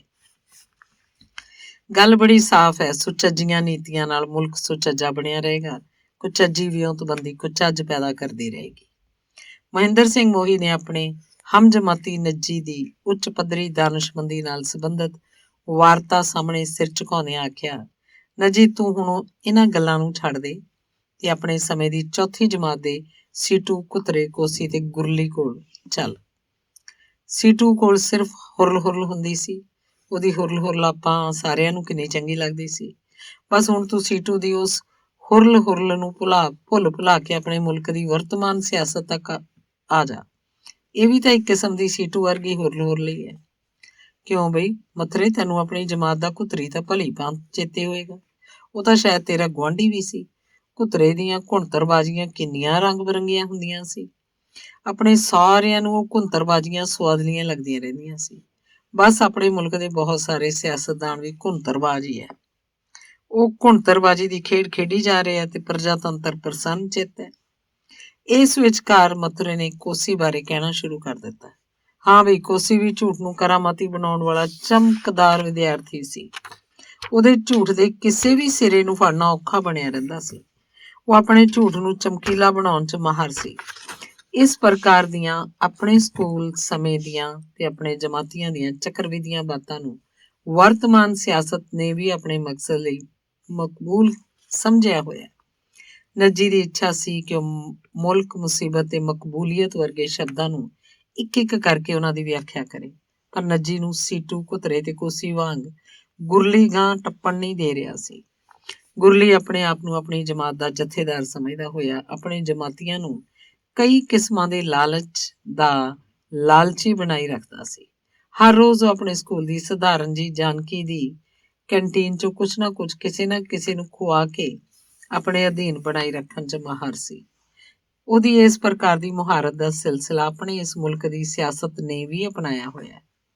ਤਿੰਨੇ ਹਮ ਜਮਾਤੀਆਂ ਦੀਆਂ ਪੁਰਾਣੇ ਵਰ੍ਹਿਆਂ ਦੀਆਂ ਨਿੱਕੀਆਂ ਨਿੱਕੀਆਂ ਉਦਾਹਰਨਾਂ ਨੇ ਆਪਣੇ ਮੁਲਕ ਦੀ ਵਰਤਮਾਨ ਸਿਆਸਤ ਨੂੰ ਸੁਖਾਲੇ ਜਿਹੇ ਢੰਗ ਨਾਲ ਛੱਲੀਆਂ ਚੱਬਦਿਆਂ ਚੱਬਦਿਆਂ ਹੀ ਆਪਣੇ ਸਨਮੁਖ ਹਾਜ਼ਰ ਨਾਜ਼ਰ ਕਰ ਲਿਆ। ਇੰਜ ਅੱਜ ਦੀ ਇਸ ਪ੍ਰਕਾਰ ਦੀ ਹਮ ਜਮਾਤੀਆਂ ਦੀ ਹਾਜ਼ਰੀ ਨੇ ਅਗਲੀ ਵਾਰ ਨੱਜੀ ਦੇ ਚੁਬਾਰੇ 'ਚ ਹਾਜ਼ਰ ਹੋਣ ਵਾਲਾ ਹੁਕਮਨਾਮਾ ਜਾਰੀ ਕਰ ਦਿੱਤਾ। ਧੰਨਵਾਦ।